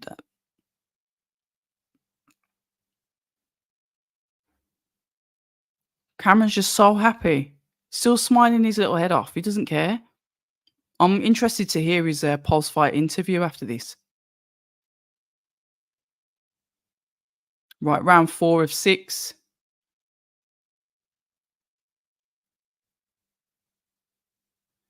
Cameron seems to be settling now, finding the range, catching him with shots, back to boxing.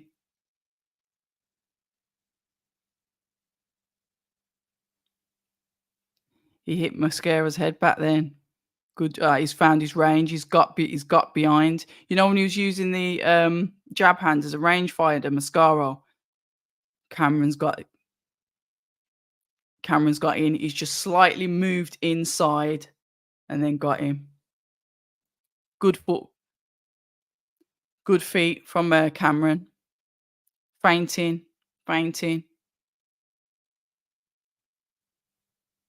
Jack Catterall on comms, moving out the way as Mosquera's throwing the looping shots. I'd like to see more with Ben Whittaker, to be fair, but have a look on his socials because his self promo, I think he's got somebody in the gym filming him and putting up reels, and he's doing really good. Ben Whittaker with his self promo. To shout out to him because he's he's confident of his worth and he's not going to leave it up to somebody else to dictate whether he still is able to sell himself. So shout out to that. He's somebody that's taking his career into his own hands. Fair enough, he can't necessarily decide when he's fighting, but he's definitely doing well on the self promo. Cameron looking more dominant here, albeit he's on the back foot, still looks more dominant. And Jamie Moore is a good trainer, yeah, and a lovely man. Spoke to him a couple of times, been up to his gym. Yeah.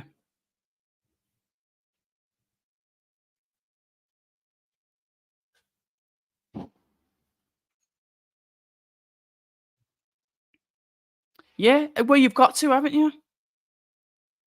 If you this is what I'm saying, you people will get a promoter and think, "Oh, that's it. I haven't got to do self promo because my promoter's going to do it."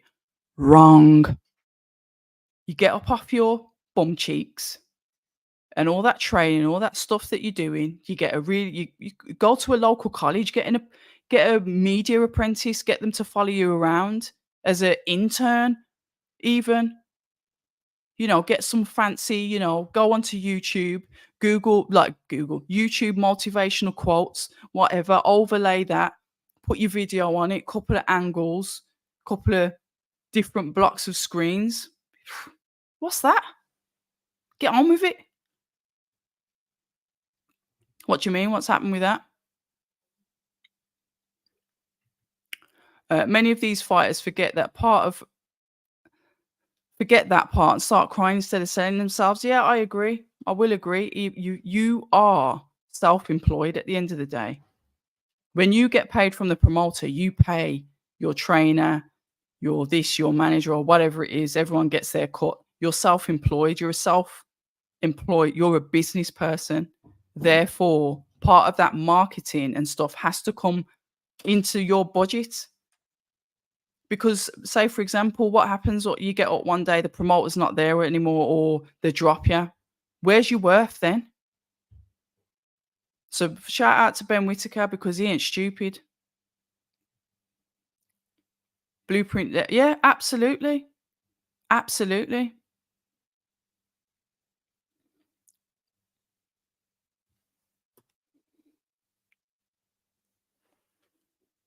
What we're saying about the rematch with Chantal Cameron and Katie Taylor. Are we saying that she's going to do it again? I think she will.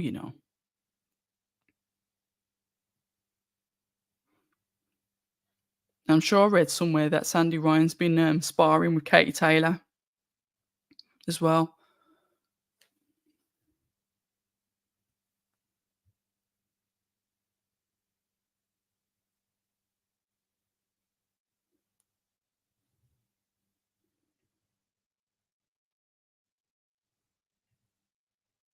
What, Chantal?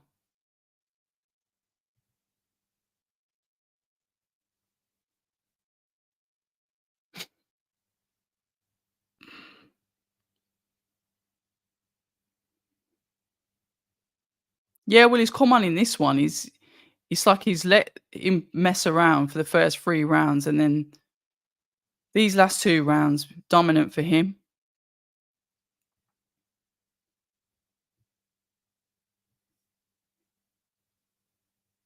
Yeah, she did. It wasn't close. Um, but, you we'll see what happens. We'll see what happens.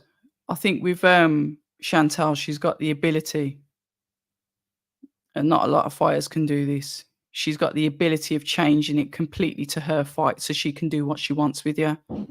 Very, very intelligent boxer she is, very intelligent. You can get fighters and, like, they dominate the fight and it's fine, but then you get some fighters that literally it's like they're the lead dance partner, and that is exactly what Chantal Cameron does in her fights. She leads. She literally it's like she's, I don't know, it's like she just controls totally her opponents. Very, very high IQ, very high IQ. It's good to see a prospect tested. Yeah, you're right, Ron, and good evening. Round 1 and round 2 KOs don't help much in the long run. Spot on. Spot on. Yeah, that couldn't have been nice, because there's probably every did Mosquera just catch Cameron with a uppercut and he held on to him? Right, we're going into they're on break, but they're going into the last round now.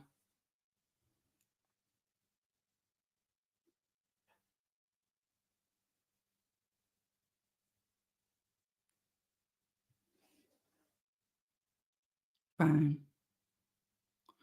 Yeah, because he's showboating too much, and he don't get me wrong, he's making it awkward.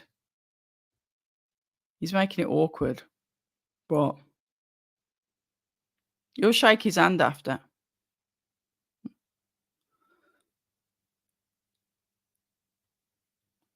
saying you need to throw the combinations, the overhand, and then follow it with an uppercut. Was that move? No, I'm only watching it because his actions. I can't speak Spanish. Taylor is a better fighter and more respected. Is she the better fighter if she lost her last fight? You're only as good as your last fight, aren't you, Technique? And this is no disrespect to Katie at all, because she's a phenomenal fighter. But would you say that she's the better fighter after she lost to Chantal? The chap in the Mosquera? I don't think so. If that's who you're on about,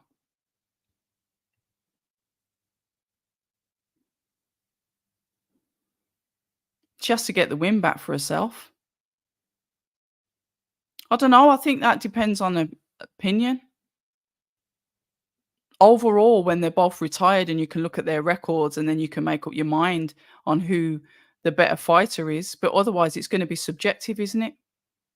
Because Cameron won and she won confidently, competently, and confidently.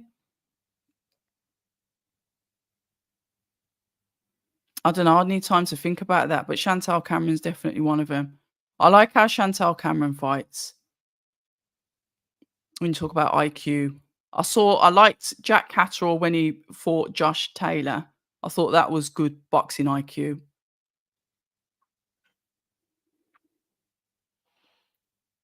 And I need to think about the others. I don't know if Jack's still on there at the minute. I'd have to look at somebody else. Yeah, I know his coach went speaking.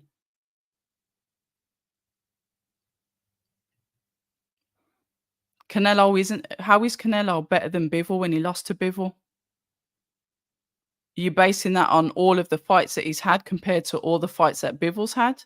Then you can say that he's got a stronger resume, 100%. But how can you say that he's better than Bivol when he lost to Bivol?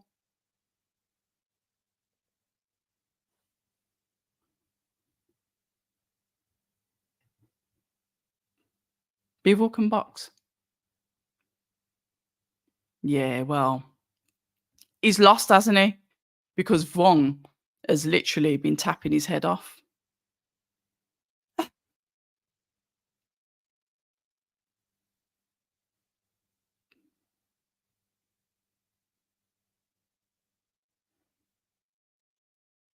How many weights has Canelo fought at? You started at 140. How many weights has he professionally fought at? Because remember, he's been boxing since he was 15, so I wouldn't know what weight he started at. Because how old is he now?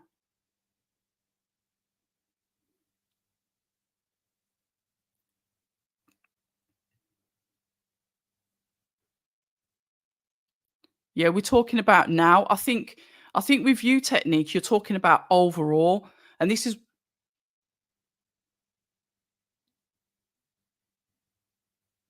yeah, I think Cameron's got it anyway. I think this is what we were saying yesterday, if like about the pound for pound list. So people saying, "Oh, what's you pound for pound?" I'll do it when they've retired because it's fluid, because it changes. Say, for example, Canelo rematches Dimitri Bivol at some point. Dimitri Bivol drops down to Canelo's weight. What happens then if Canelo beats him? It changes again. I think you're as good as your last fight. And when it comes to putting people in categories, I'd rather look at the categories when they retire, when it comes to like marking things at like pound for pound and this, that, and the other. That's just my personal opinion,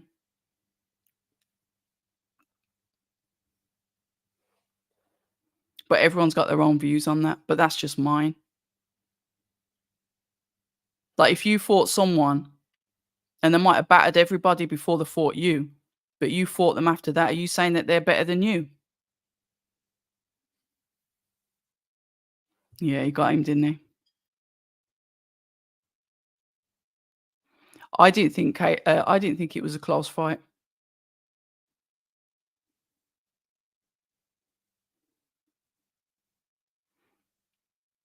but they're gonna have a rematch, and then we'll find out. We'll find out for sure who's gonna win.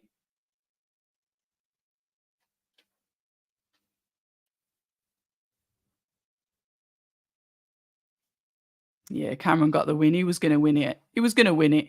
The geezer was just faffing about in there, weren't he?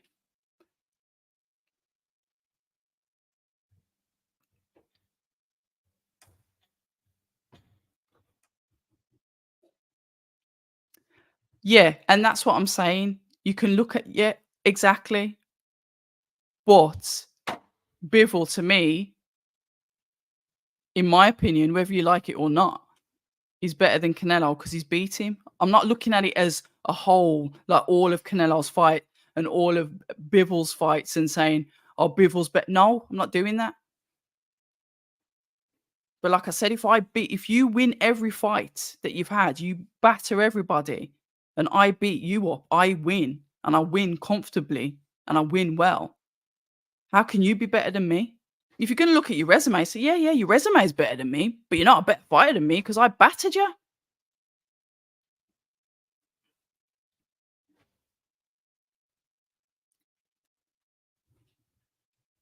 Got dominated. Did you put a bet on it?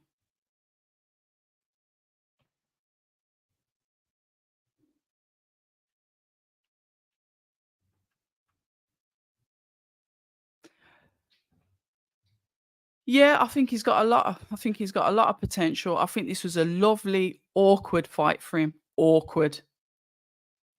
Second fight, gone on to 6 rounds. You know, some of these prospects, they'll stick on 4 rounds for a minute. He's gone up to six. No doubt he'll jump up again. And I think he needed somebody like that because he was almost passive,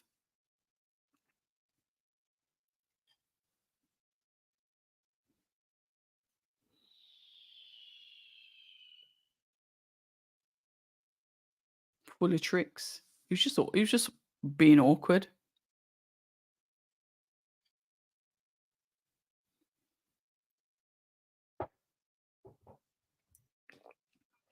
See what Cameron says.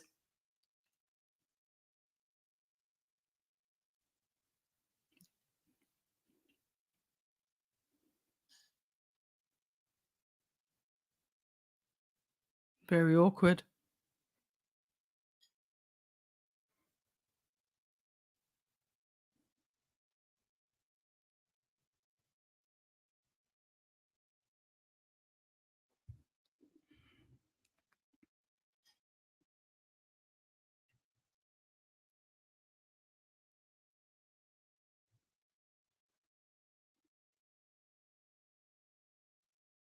Yeah, second fight,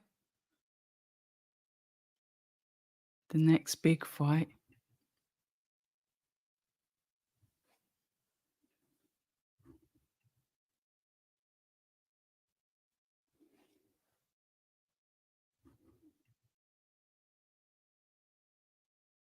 Jamie Moore.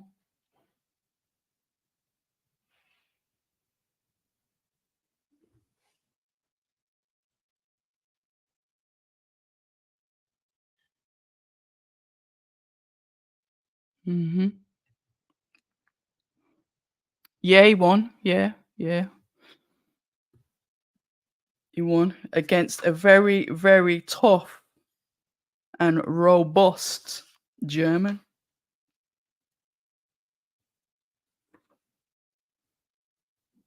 He did. Was happy for him. Happy for him. To be fair, if go and have a watch, have a look at his performance. Um, he boxed. He boxed better than I've seen him box for a while. So I think the link up with him and Eubank Senior is quite good.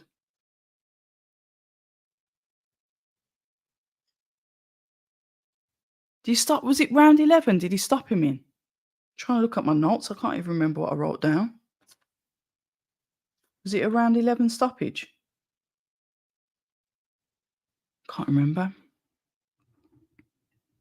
Nah, it's not started yet. It's not started yet, Nico. Cameron Vong is just being interviewed ringside.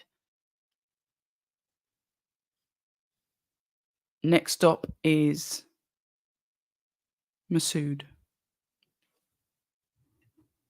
Ron A, good evening. I don't rate Parker's attitude, but at least he's fighting. Wilder is aging, plus he's been very inactive over the past 3 to 4 years. Parker definitely has a chance to win. Hmm. But Ron, somebody else in the chat has said it's Wilder's fighting Joyce. So that's another potential name that's in the mix. We'll have to see. No worries, Nico.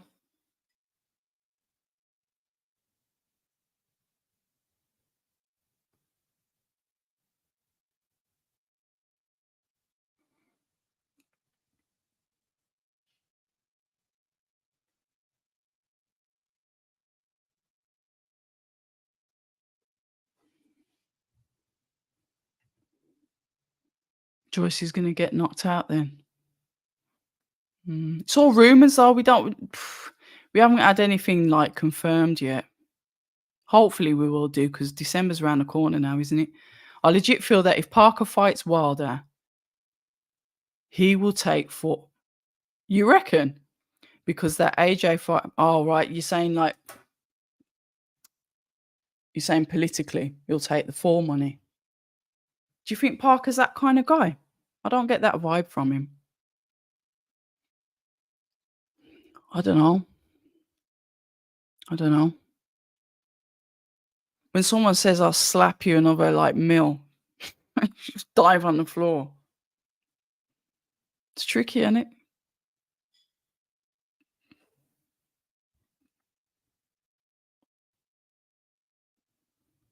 You think he would for Joyce? You think he did for Joyce? That's now you're trolling. No, no, no, no, no, no, no. That was cold. He's going to dominate 147 now and love it. I wonder if he'd fight Conor Ben. Well, I'd like to see Zhang back out there on one of those cards, whether it's the Fury Usyk undercard, because I think there's some whisper about him having an injury, even though I'm sure I've seen him on uh, one of the social medias punching bags with his two hands. So don't know.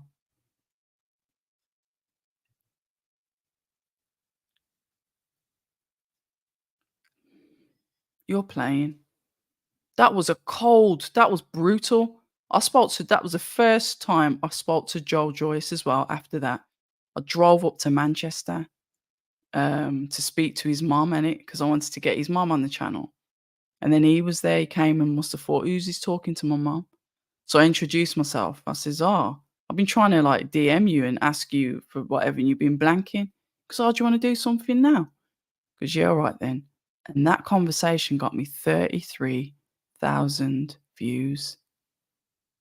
Says me who's not bothered about views, but I was shocked at that. Right. I don't think age affects Wilder as much as other fighters. His genetics are different, plus he doesn't have high mileage. What, because he's getting the easy knockouts? Easy knockouts. Early knockouts. I do beg your pardon. Who's got a padded record?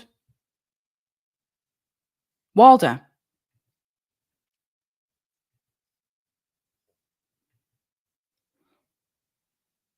No, there's no disrespect. Everyone's got an opinion. That's what I mean. If you think someone's going to batter somebody else, it's not disrespectful. It's not like you're saying, "Yeah, I hope he gets smoked by him and he's going to batter him anyway." You're saying, "No, I just think that he'll win the fight."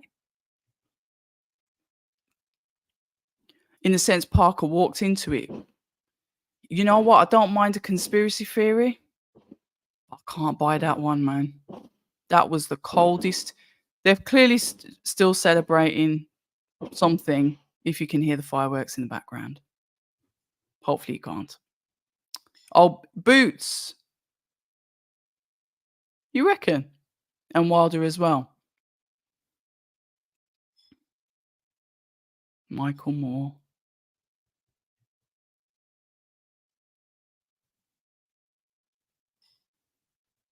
The only way these questions are going to get answered is if Deontay Wilder fights Anthony Joshua.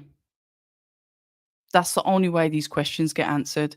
And fair enough, they're putting them on the rumor is they're putting them on the same card, fighting different opponents to then do a matchup for them, which could be what March, blah blah blah blah blah. I can't see Usyk Fury and Anthony Joshua Wilder being on the same card. They're going to want their own card.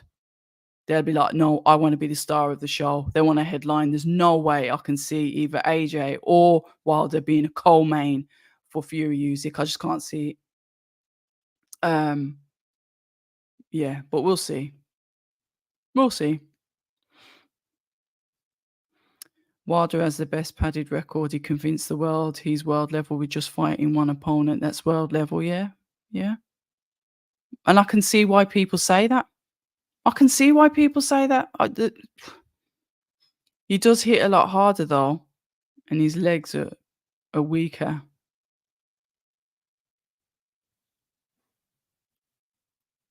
Then whose?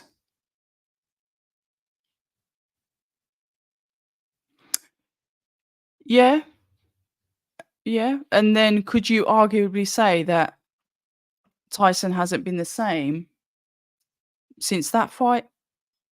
I think Johnny Nelson was asking, has his legs gone? I mentioned that earlier. I still want to see Dillian White versus Deontay Wilder. I still think Dillian beats Wilder. Flipping out. Well, we don't know we don't know what's going on there and if that could ever happen. I personally said I wanted to see Dillian White versus Jarrell Miller because they're both Jamaican descent, ain't it?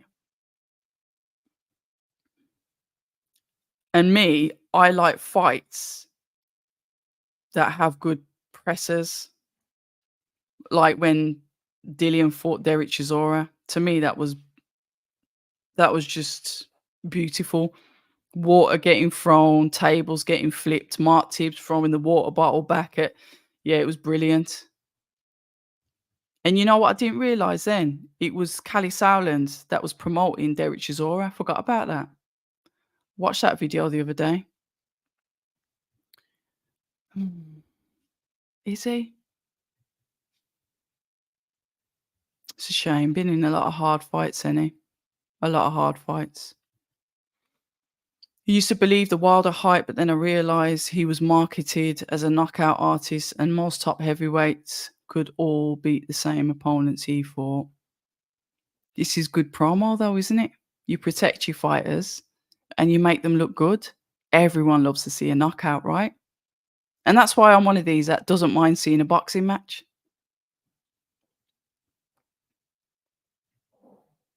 Lennox Lewis is known for being a big mouth, just like Larry Holmes, but with a oh my god, this is brutal. Where the hell's that come from?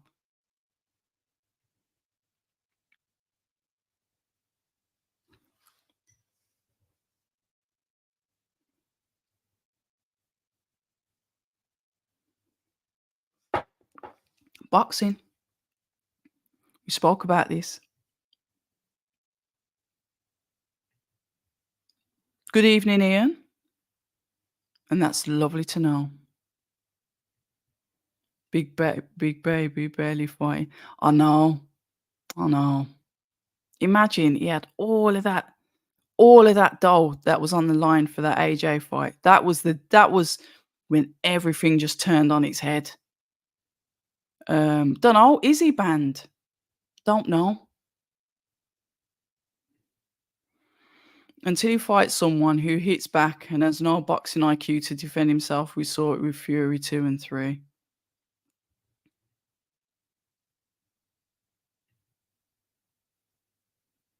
Lee Wood's perm. Oh, where's that gone? Tyson Fury is not a fraud. I know he chats rubbish, but he backs it up. Yeah, I think. Yeah, I think his character's good for boxing as well. We need characters in boxing. All of them that we got. You know, Wilder learning how to jab after he's 45. The thing is, he did if he did have a decent jab, but like you said, it if you're like resting on the attribute was that backhand, that powerful one punch knockout. If you don't use it, you lose it. Comes back to fighters showing these money grabbing organizations that won't be taxed to fight divide and conquer scenario. Flipping out. Isn't that a word? That should be the sentence of the week. Divide and conquer divide and conquer scenario. I don't know why I can't say conquer. Oh, that's who he was going for. Yeah. You know what? The only reason why I was saying about him and Dillian White fighting, it's not even necessarily the fight, it's just the lead up. Like I said, I'm one of these like curtain twitchers that'll just sit there laughing at the banter that they have between them. Torres is a better prospect. Tyson Fury, another padded record champion. These are all good debates. Imagine. Imagine if they said, you know what? Imagine if all the fighters said, oh, I can't be bothered with the belts, and they just fought each other.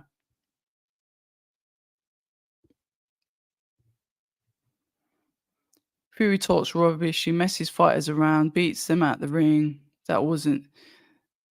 Mm, yeah, it wasn't. It wasn't. I did a live for that as well. I started on IG. I started my IG live in the round that he got knocked out.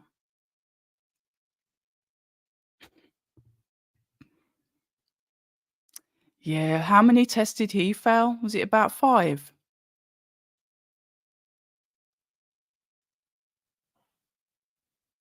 I don't remember that. I remember when Gareth A. Davis asked him if he had a shower, and he looked at him like he was like, "You taking a?" That was funny. I remember that.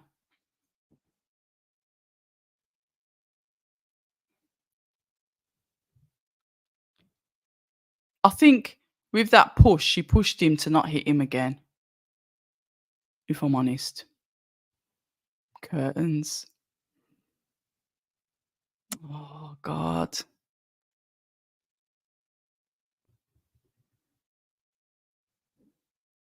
Yeah, and that ship sailed now, though, hasn't it? You know, when you start off and you have your dreams and your hopes, and you just think that this is going to happen and that's going to happen, and then fate just doesn't have it turning out that way. Right, Sam Martin then. Yeah, hey Dylan, you wash. Oh, see, just those little things make me laugh. Right, let's have a look at this Shabaz. Dillian White is not mind chin. I bet he can't be asked with boxing. I don't blame him. He's living his life. Yeah, I like Dillian. Yeah, I didn't like when they split up either. Oh, but you know what? He was winning that fight and he was boxing well. It doesn't matter, does he? He got knocked out. This is a painful thing. Where's that come from?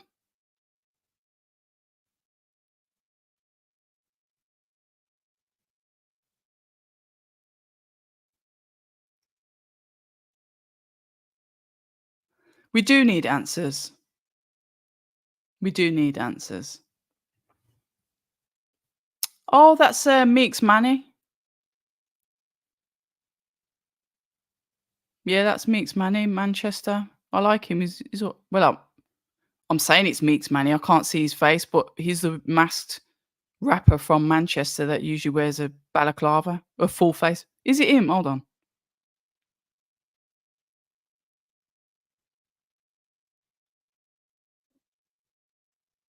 I'm sure it's Meeks Manny.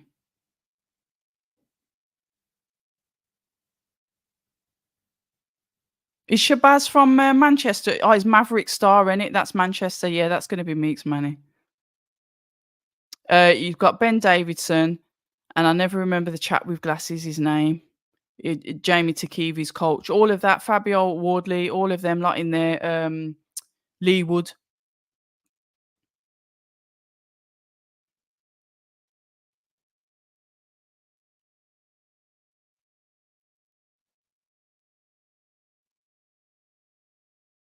Yeah, he is. Yeah, he's from England. Yeah.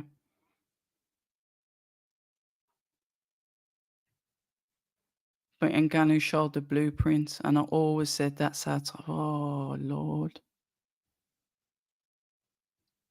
So you just think that he was following on from something that was already there, George?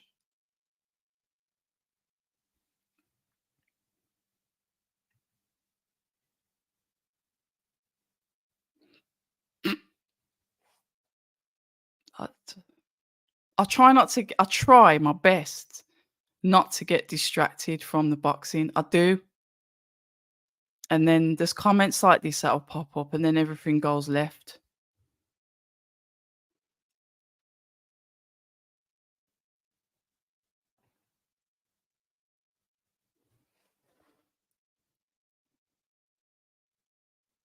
Not bad for 46. 4 years time, I'll be 50. Imagine that if I get there.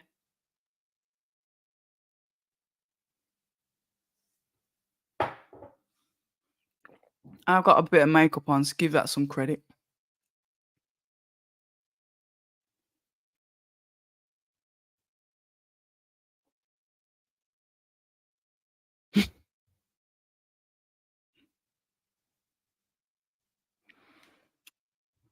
Rich Hutchinson, do I think boxing's corrupt?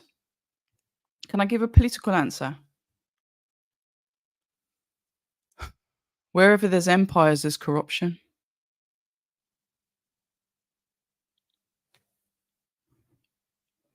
No, Tyson always ducks and dives fighters. No one gets to fight him because they lose outside the ring. Dillian didn't show up. He clowned AJ for years, and the old AJ would have KO'd Tyson. And these are shoulda, woulda, couldas. These are things of that possibilities. And we can all like say, yeah, that might have happened, that might have happened. And we're just never gonna know, are we? We're just never gonna flipping know because the politics got involved and it ruined a lot of things that could have happened. Do you remember when Dillian was sat outside saying, "Look, I got the messages from Deontay Wilder saying he's going to freeze me out for years. He's going to freeze me out for 2 years." And what happened to Dillian? He was froze out. So when he went in there, because obviously Fury took the belt off Wilder, so Dillian was still like, "I'm fighting Wilder. I'm fighting Wilder." That's all he was thinking about. Yeah, he got stopped. He got knocked out round 6, whatever it was. But this is the thing that the all of that rubbish does in boxing.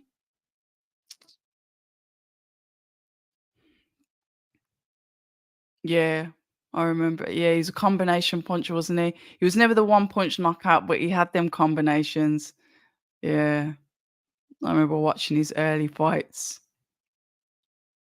Only if it's a tough fight, then you'll know who'll get the win. If someone's overmatched, you say? Yeah, they did. I remember that.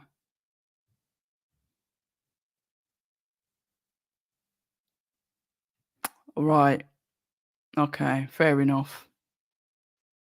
Sometimes, George, like certain things I'll just switch off.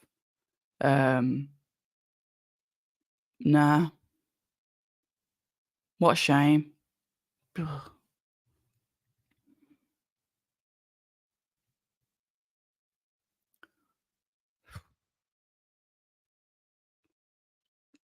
Precision. I ain't even putting them comments up because I need to be able to get into a boxer show next week.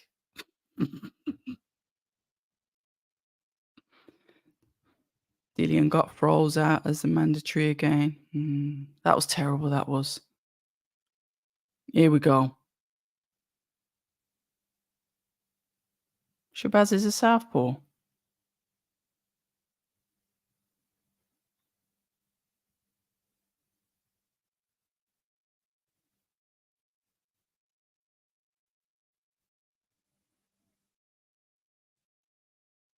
I'm trying to think who Sanmartin's been in with, and then they messed him up. Yeah, I know. It's just pure madness, weren't it? Pure madness.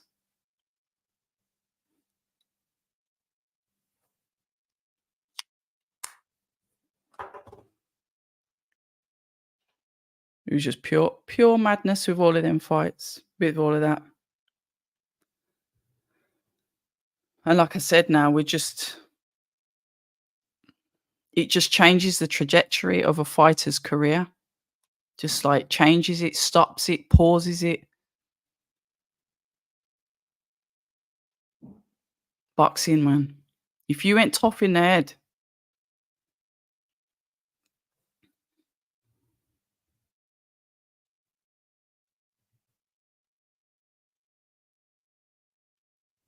makes sense. And yeah, it has been a good year. We've had some really incredible fights, and I think, like I said, because the boxing thing is so available, accessible, we're spoilt, aren't we?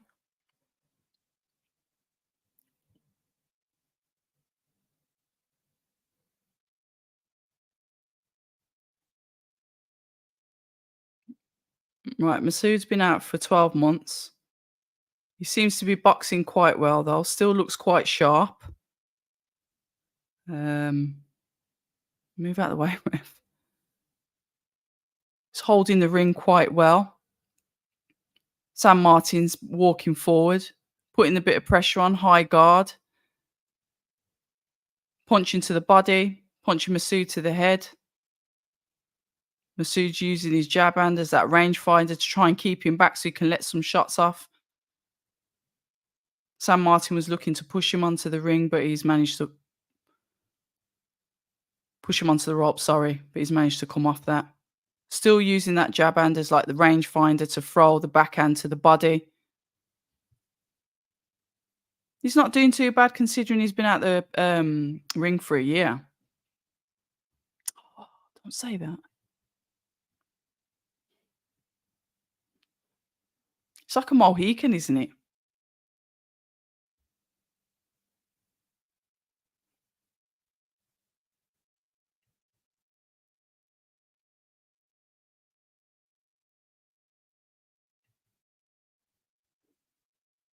Yeah, it probably will go the distance. Yeah, it probably will. Unfinished trim. He's probably just grown out a bit. Do you know what I mean? I wonder how much he's going to get paid to headline a card. Because fair enough, with the next gen card, it's going to be a smaller budget, isn't it? But I wonder how much he's going to get paid for that. You know what we see with fighters? Do you remember like Maurizio Lara when he come over and what he did to Warrington the first time? And obviously he comes over and he fights um, Lee Wood, and then you see people that just get the dough, and then their mentality just like changes. And what is it like from having practically nothing in your bank, and then you waking up and there's just changing there. It must be nice. Has everyone gone home? I never see, when people look at arenas and stuff, even when I'm in there and I'm watching the fights, I never look around. I'm just like on the ring. But yeah, Masoud isn't doing too bad. I can't really see much ring rust to start off with. We're 2 minutes 30 into round two, and he's doing quite well. He's throwing the shots out. Still hasn't necessarily found the range to be able to box really comfortably because Sanmartin is obviously a pressure fighter. High guard, tucks up, walks forward with his head to land those body shots, which is what he's doing at the moment.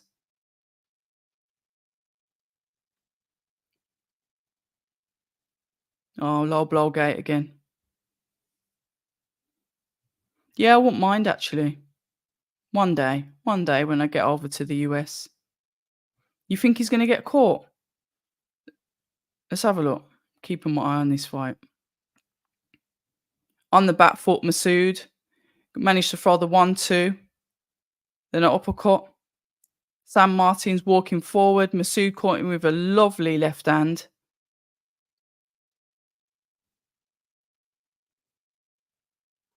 He punches and he spins and he moves off. Masoud on the ropes.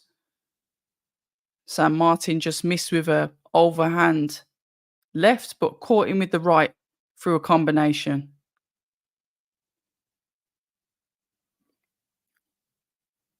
Masoud hitting to the head and to the body. Trying to use in the angles, moving to the left and the right. Masoud once again backed up onto the ropes. Sanmartin's given him a couple of good headshots there. He's been knocking his head back. That's 3 good headshots there that Sanmartin's give Masoud, where his head has clearly gone back. A lot of pressure coming in from Sanmartin.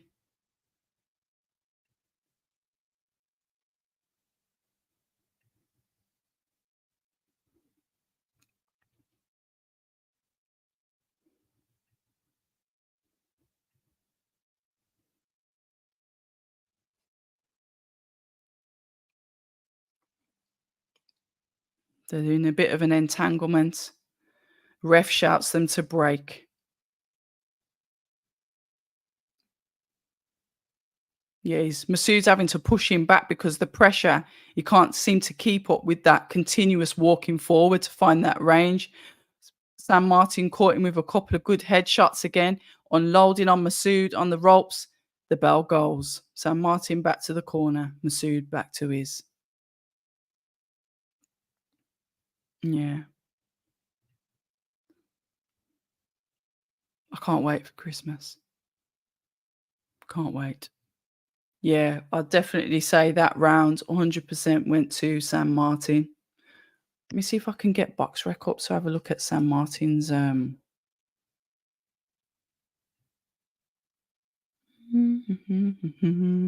box rec are gonna do their rubbish with me again. Hold on. It's Jose Sanmartin, isn't it?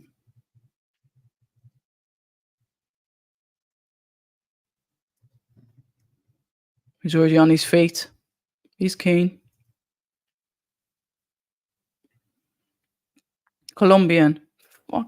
Excuse me, I need swore then. Right. Let's have a look at him. Nickname El General.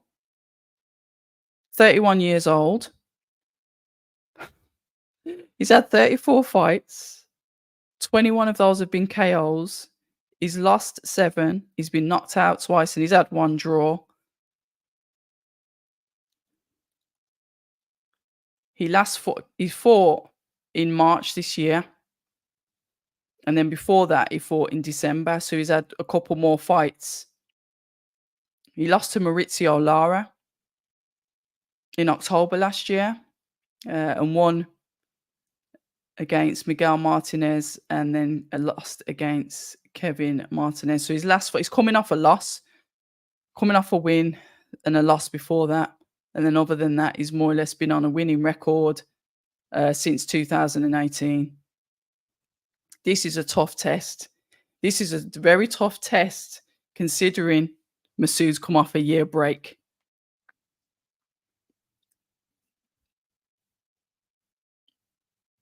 Very competitive.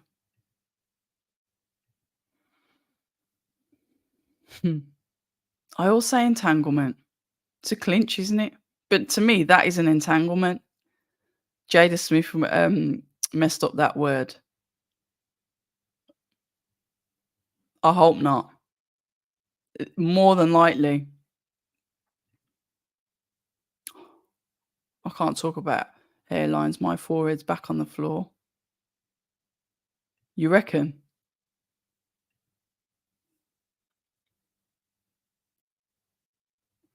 Let's have a look. Sanmartin is literally just walking him down, walking him down.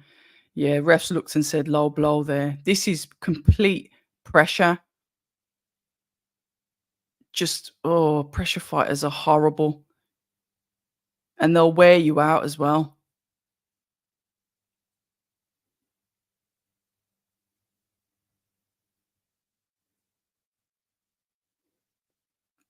Back in the clinch. Ref coming close. Sanmartin pushed him off. Masoud jabbed to the body. Sanmartin comes back. He's parrying Masoud's jab. And he's prepared to go in, walk inside. Sanmartin push Masoud back to the ropes, off the ropes.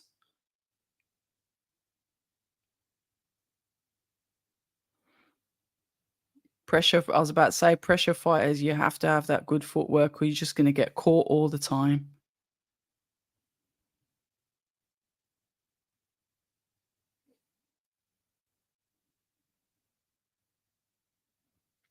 To be fair, the bell's going quite quick, so it's obviously not a boring fight.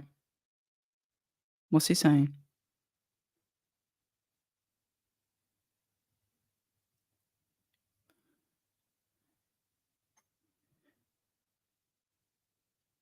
Right, Ben Davidson saying that he continuously needs to be first to push him back. He's trying to there change the narrative of the fight. He's saying take control of the fight. You've got to be first. But pressure fighters just keep coming forward. You've just got to have that shot that will just buzz them that much that they're stopping the tracks and think twice about coming forwards. But I don't know with these tough guys. They're not, are they? Because that record was like, if you think about it, a year out and you put him in with him, that is do or die.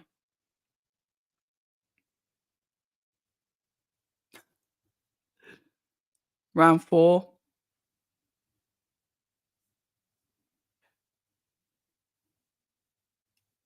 Learned his lesson after Boazzi Nicoli. Yeah. You want Masoud to win. Oh my God. Flurry of shots. Flurry of an attack. Coming from Sanmartin.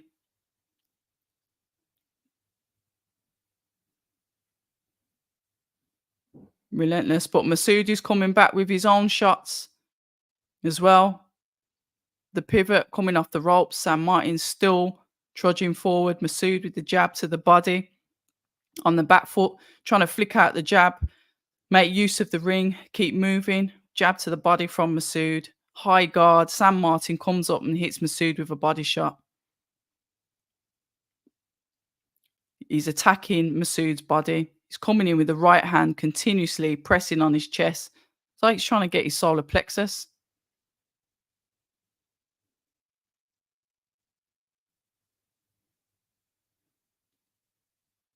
Jumping, looping shot. Didn't get to Masoud, luckily. He's parrying. I like the way he's continuously parrying. Masoud got him with a lovely counter then. Parry, parry. Literally caught him with a counter. Lovely counter. The ref's on about low blow. Crowd's booing.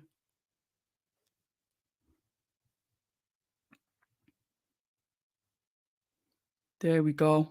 Now we're getting some feints from Masoud. It worked because it pushed him back just for a minute. They're both throwing shots. Sanmartin is not necessarily quick but he's just got that way that he can cut the ring off, and it makes Masoud have to work more. He's flicking out the jab from Masoud, side to side, uppercut on the rope. Sanmartin with the attack. Masoud tucks in, Philly shell, pushing him back, throws in an own uppercut of himself. He's off the ropes, throws the backhand. There's a jab and an uppercut. Sanmartin hits him to the body. It's his feet. His feet are better.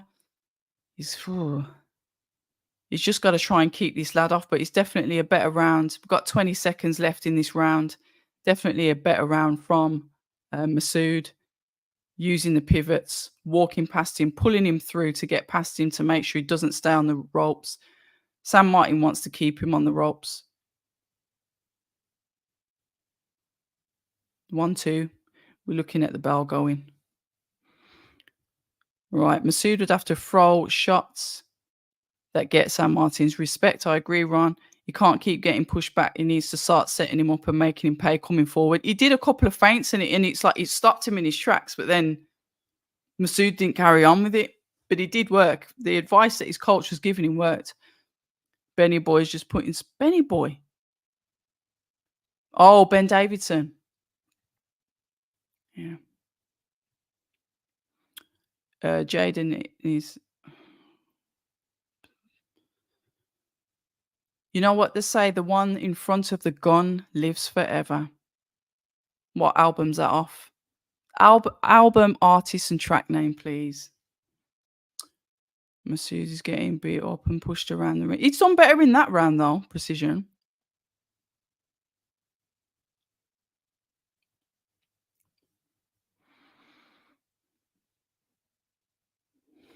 Are you in this juicing stuff? Right, we are round 5 of 10.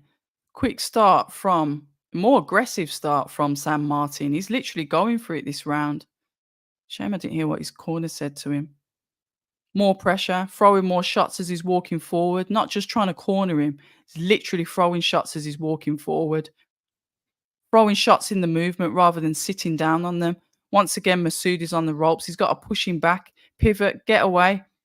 He's pushing him back, uppercut, off the ropes again.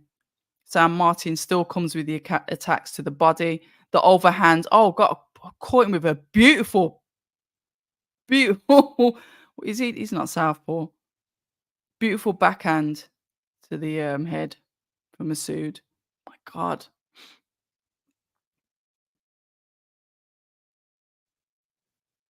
You lot scoring this, put the scores in the chat because I ain't.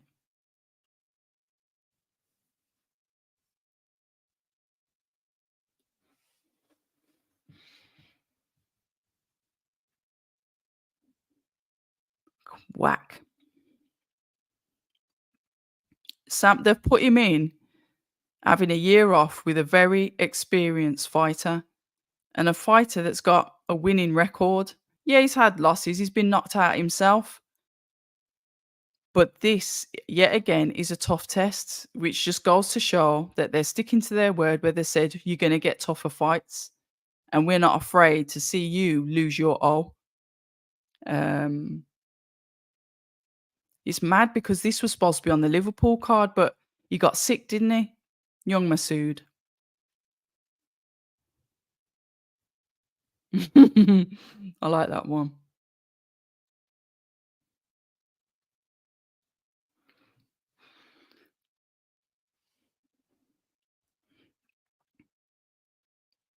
Sanmartin, yet again, the pressure, the flurry of shots is offloading. But Masoud is good with his feet. He's able to change his direction quite quickly. What worked with him is those feints. The feints worked. Oh, body shot, uppercut from Sanmartin. Uppercut, 1-2 from Masoud. Pouring out the jab, using the jab once again as a rangefinder to get his shots off. Sanmartin comes with a hook to the side of Masoud's head. Right side, I think. Yeah. Flurry of shots once again. Masoud on the ropes, the bell goes. Flipping heck.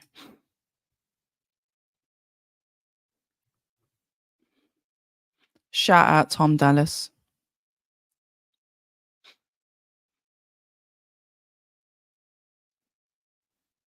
And the thing is, he'll sit there and he'll study and watch the fights as well. He sits ringside and watches the fights. All of these fights are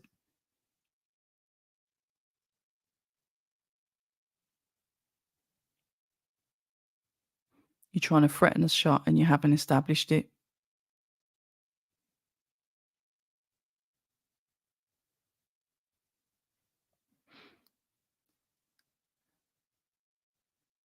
Far too inactive at the minute. You can't afford to be sitting on the ropes. Telling it as it is. Telling it as it is. In other words, you're down on the cards. Stop messing around.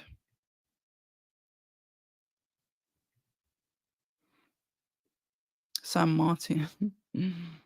You've got him up 5 rounds. You've got him winning 5. 5 out of 6. What you saying, guys? We've not seen a whole card of competitive fights in a long time. You're right. Yeah. Sanmartin again. That was a low blow. Once again, caught on the ropes. This must be so frustrating because he just doesn't seem to have the answers. What was that? He pivoted off then, didn't he?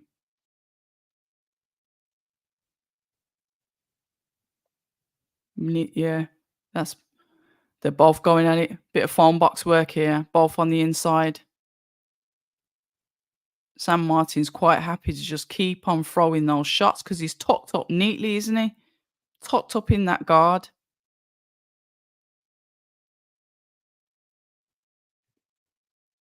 Yeah, Ron. Mm. What's he saying back of the head? Whatever. Let's get this cracking. I can't be headlining and lose.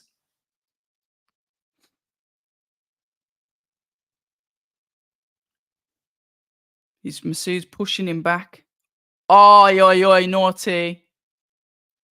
Said stop boxing and Sanmartin got him one on the chin then. Shoulder. Commentary said elbow. Both in orthodox now.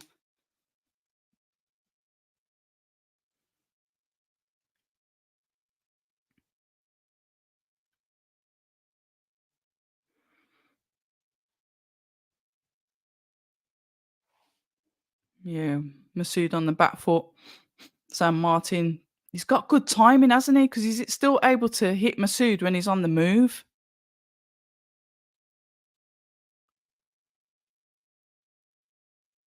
It's like he's pushing him off. A better 1-2 from Masoud.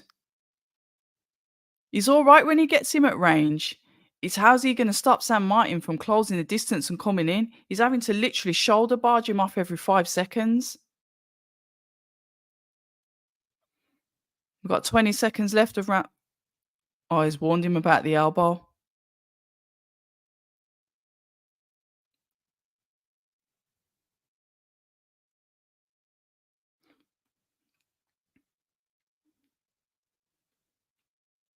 I see it jumped into a nice little hook there. He's going to punch him in his body. Sanmartin like pushes his hand down, so by the time it connects, it is quite low. I've seen a few fighters do that then. Sanmartin has an attack on the body, pushes Masoud back onto the ropes. He comes forward and able to finish the round with a jab to the head, just skimming Masoud. Just skimming Sanmartin, beg your pardon.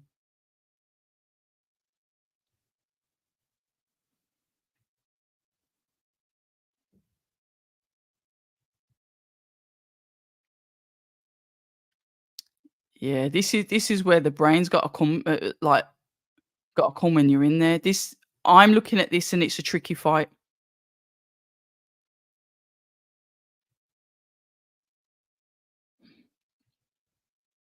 Are you lot not playing nicely in the chat? He's going to land the liver shot. You reckon San Martin's gonna land the liver shot? Here we go. He stands up. That's what they're not letting him. He's either not sitting down or he stands up very quickly. San Martin, round 7. Here we go. Once again, San Martin takes that center of the ring, pushing Masoud back. Masoud dipping, using the shoulder to try and push him back. San Martin's now playing his own game, a bit of rough and tumble. Masoud's got the quicker feet to turn back. So he was in the center of the ring just for a split second, but back foot, pushing forward with the shoulder. Now San Martin's playing his game where he's pushing him back so he can land the shots.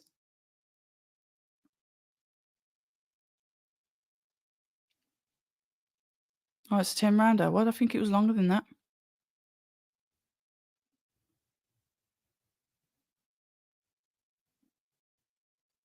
Yeah, if it's close, yeah. Yeah.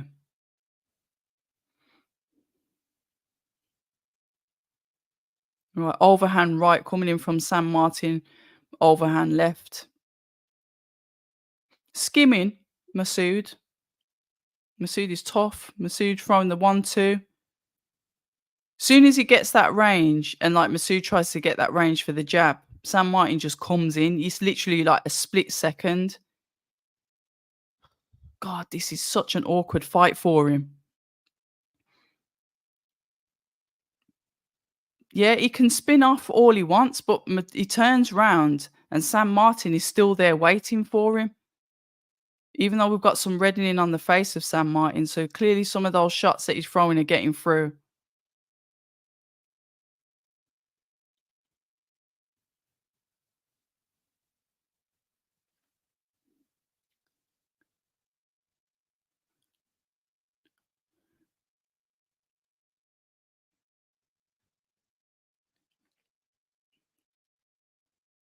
Right, both of them definitely dancing around the ring at the moment. Shots coming in from both of them, but like I said, San Martin just keeps that pressure on. Don't get me wrong, Masoud doesn't look uncomfortable like he doesn't want to be in there, but it's like the guy is not going away. The only way you're going to get him to go away is if you knock him out, because obviously he's not respecting the punches that you're giving him. But this is one of them fights when it could just literally be over just like that.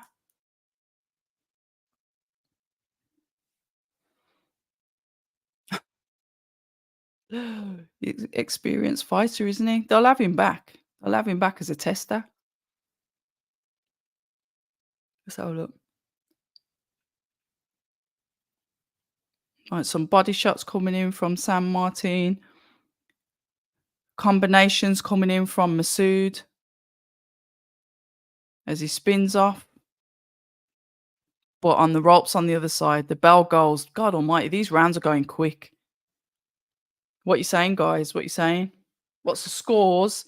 What are the scores at the doors?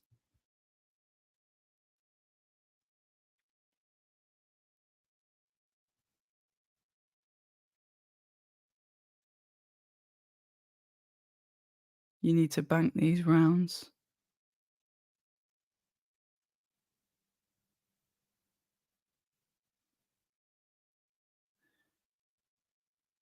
So you need to bank these rounds.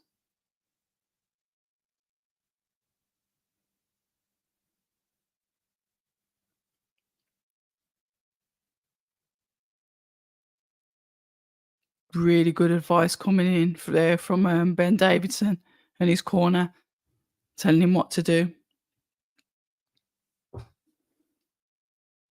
You got to be first. He's slowing down. Upstairs, downstairs. Keep on attacking him. But you got to bank the rounds. Yeah, simple message. I like that.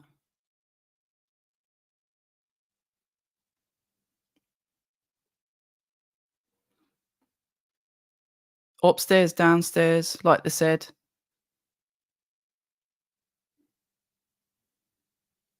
Here we go. Masoud looking better. Okay. Okay. San Martin not as low crouched and walking in like what he's been doing.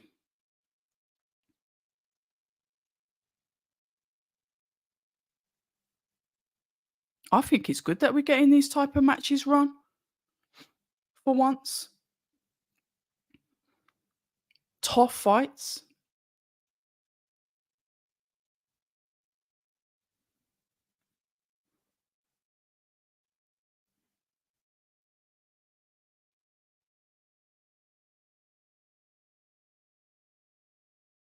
Nah, you can't let them take the blame. They're doing what they're supposed to be doing. What would you rather? Just be sat here bored out your brains?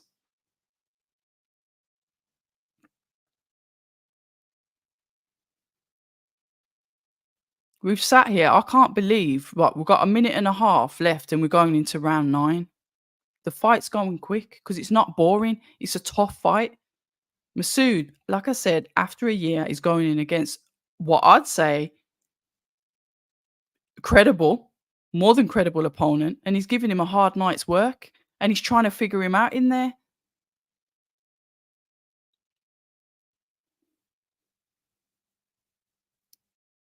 They're both going to work, both inside. Masoud's trying to get back at the range, pushing him off, but Sanmartin's bringing the attack forward. Masoud's like, he uses that shoulder to bring the uppercut. Get off the ropes. Now you need to get off the ropes. Turn. Don't wait. Turn. I'm telling you, I'm shouting it like he can hear me.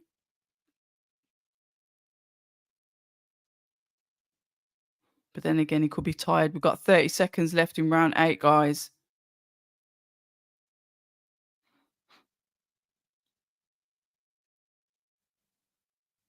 Better. Ooh.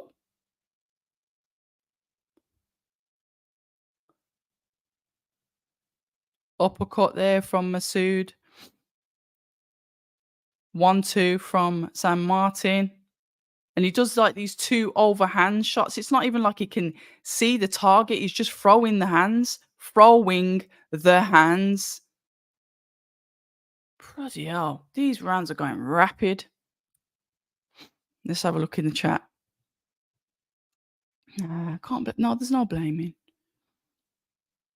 Yeah, he's standing up in his corner as well. He's not having a stall. His corner's hyping him up.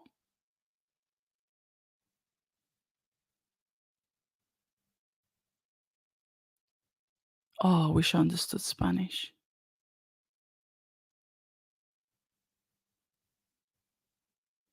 I'm just going to say, I think he's saying that he mustn't give up and he's got to keep pushing forward and keep the combinations coming because he doesn't like them. Now get a grip and get out there and do it. Win these last 2 rounds. And I don't know if that's what he said. I'm guessing. Like he should be fighting this guy at 20 fights in. Tough. Yeah, he can turn it up. Come on. Come. Tight fight from Mr. Costello.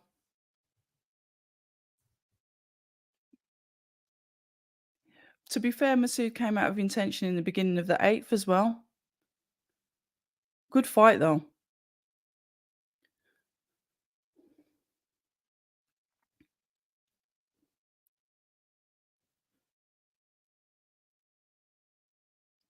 This Sanmartin is fit as hell, man. Doesn't sit down in the corner. Careful. Masoud getting with the uppercuts. Sanmartin coming in with the body attacks. Literally, you know, he's just stuck on his chest. Stuck on his chest. See when he throws that uppercut? Try and move away. Move away. Throw the uppercut and move. That's your reason to get out.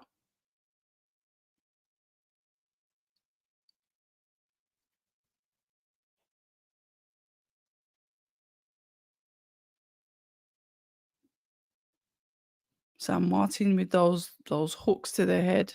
Overhand to the head, sorry. Body shots coming in from both. 1, 2, 3 from Sanmartin. The hook to the head coming in from Masoud. Shoulder to push him out. Body shot from Masoud. Overhand missed by Sanmartin. Uppercut again from Masoud. Body shot from Sanmartin. Bit of phone box work here. Masoud's there better. The jab, 1, 2. He's all right at range. He just needs to. He just can't keep the range with this guy. What's he saying?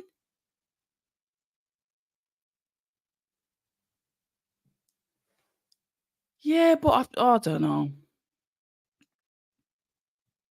Oh, me light's gone off. I'm still here. It's just that my light's gone off. Battery's dead.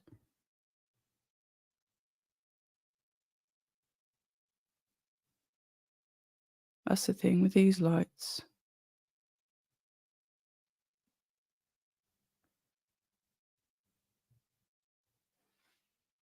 What we got?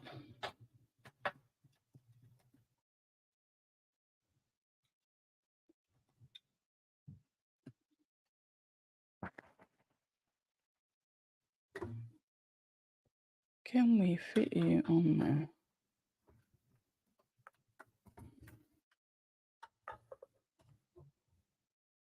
Here we go. Phone box work. He's deaf. Both of them are trying to finish the round strong.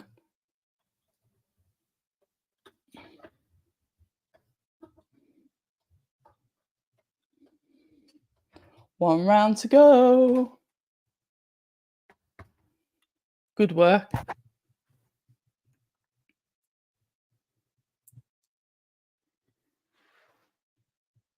Hi, I'm back.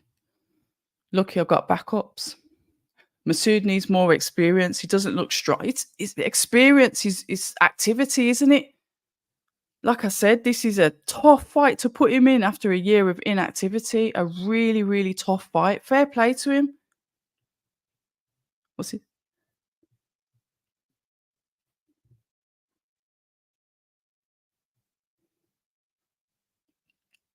Southpaw. Don't get carried away. Last round.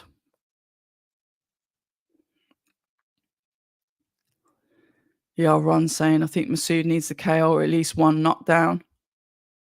Oh, here we go. Final round, guys. Final round. A nice 1-2 coming from Masoud. That's it. You got to dig deep now, son. I don't think he's going to knock him out. But stranger things have happened. Sanmartin's literally coming in with a barrage of attacks. Walking forward aggressively, throwing the shots. Masoud once again back on the ropes. He doesn't stay there this time. He pivots off. He moves. Throwing more shots. Sanmartin gets him with one. Gloves to the chin. Flipping heck.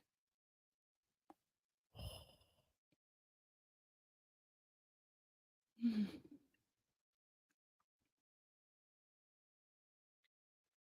2 minutes left.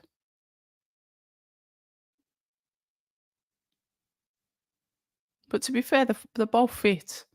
Because Masoud, like I said, can you say it's ring rust? I wouldn't say it's ring rust because he's given a good account. This guy's just tough. He would have been tough if he was an active, more active fighter.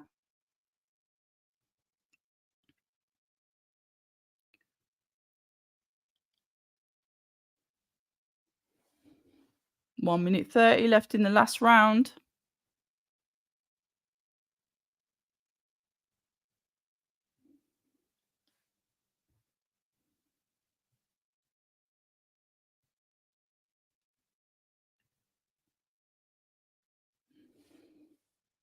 What's one of them?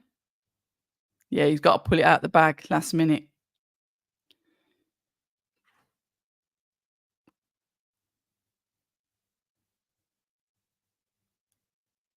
Yeah, I agree with the comms here. When he gets the space, his shots are beautiful, but it's just negating that space.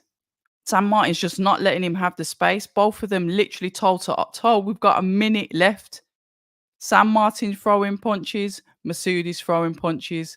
They are both going at it. Sam Martin, to be fair, Sam Martin's taking some shots. To be fair to him as well. He continues to attack the body and finishes with the headshot. This is from Sam Martin. Oh, I don't know how this is going to end, you know. We've got 24 seconds left. I don't know. I don't know. This is tight, man. Dear God. We're going into the last 10 seconds.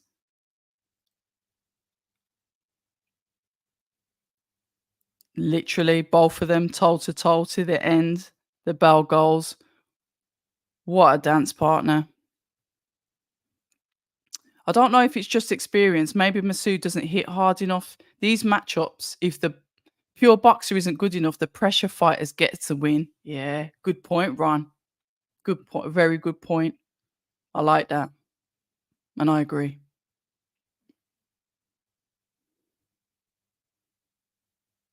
Yeah, because I mean, some anybody else in the chat, I don't like when the fights are like this because I literally can't call them. I can't.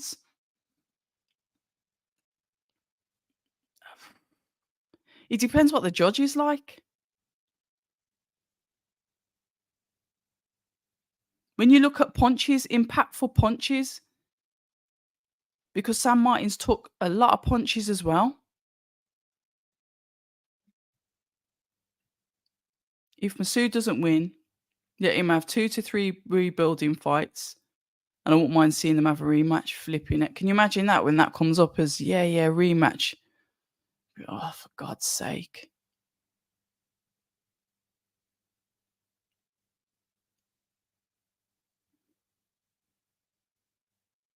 Darren Barker's right. It's the controlling of the fight. Oh, flipping it, man. Look, listen, I wouldn't be surprised if a home decision does happen because that's kind of like what you'd expect. If Shabaz tries to go up to featherweight in a few years, he's got Bruce Carrington to worry about. Fucking hell.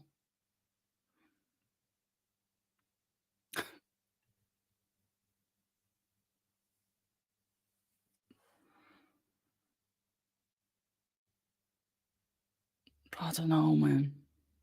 Has he done enough? Has he done enough? Yeah. Well, Ben was saying, listen, but from the last 3 rounds, you've got to make sure you're doing this. Do you understand what I'm saying? Oh, here we go. Here we go. Come on, guys. Drum roll.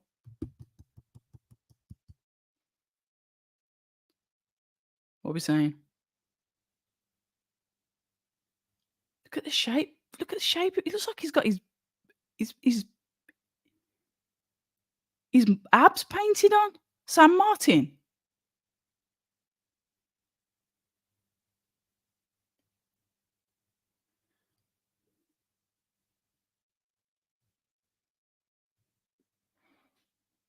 Here we go.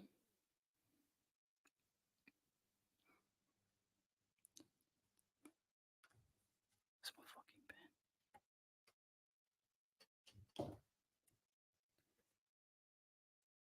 98-92 to Masoud.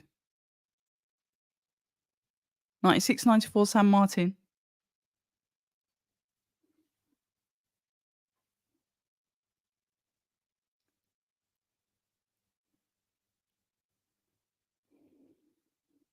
That first scorecard was a bit nuts.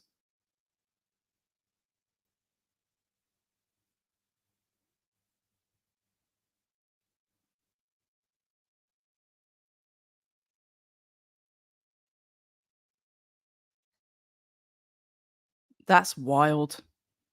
He won by 6 rounds.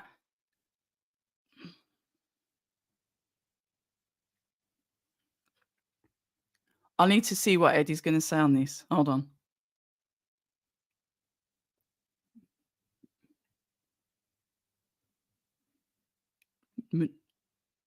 Yep.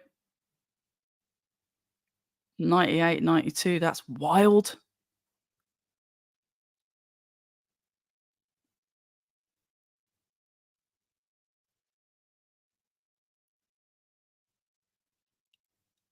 Tony Belly's.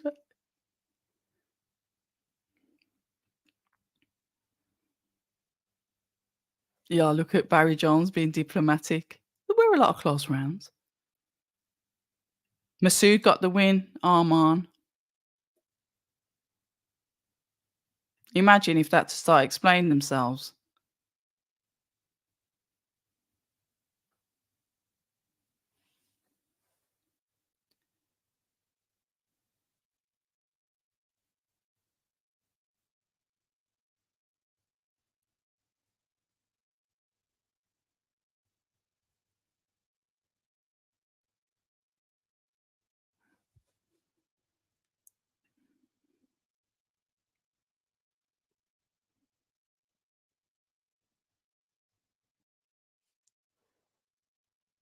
I don't know.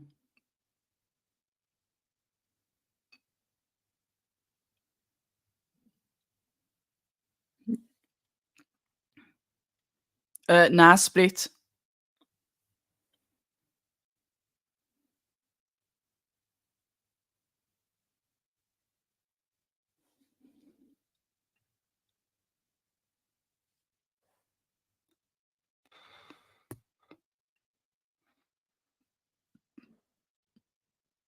I like Bellew.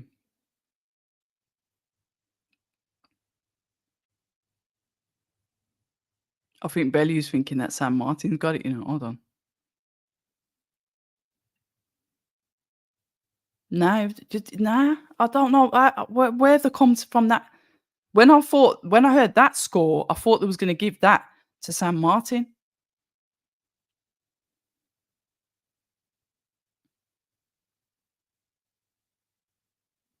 Have them not just said they think San Martin's won?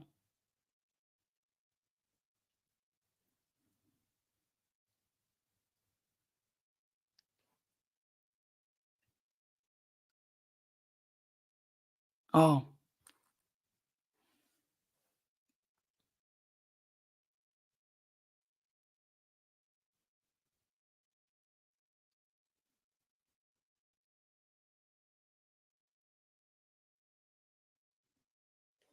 doesn't matter. He's had a year out the ring. Fair play to him. It was a very close fight. A draw would have been fair. Um, but yeah, yeah. I thought Bellew said San Martin. No, I won't play the sound. What, you trying to get my channel copywritten and taken down? So no, I won't play the sound, Nico. How about you get the zone and play the sound in your own yard?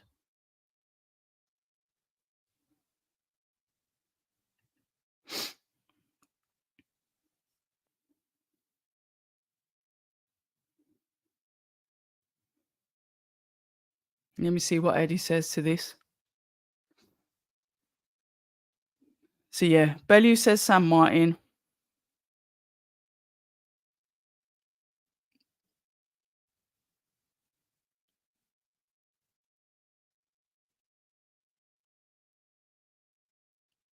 Yeah, he gave some really good corner advice. He did.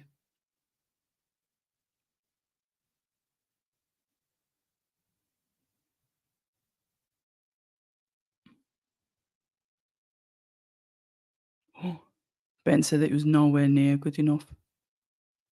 And he said, I don't think you could argue either way. Fair play to him, fair play to him for his honesty. I think probably Eddie Hearn will say the same thing. Um, yeah, you don't need me here to obviously listen to what Eddie Hearn says. Listen, we have done like a marathon of lives. I'm grateful. Thank you very much to those of you that joined in. Thank you very much for the super chat, spending some of your winnings on me. Very kind. The review, as you know, will be out on Monday, where I'll talk about these fights and some bits and bobs, kind of like a little bit of a medley of what we've been talking about online tonight. The review will be out on Monday. Um, and then next week, we've got a mixture of, we've got Misfits, we've got Boxer, we've got Frank Warren. I don't know what my schedule is yet. As soon as I know, obviously I'll let you know and you'll see the content coming up. Listen, grateful as always gratitude. 3 hours. And now I'm going to go to bed. Listen, you know how we do. Thank you once again. Good night. and stay ready.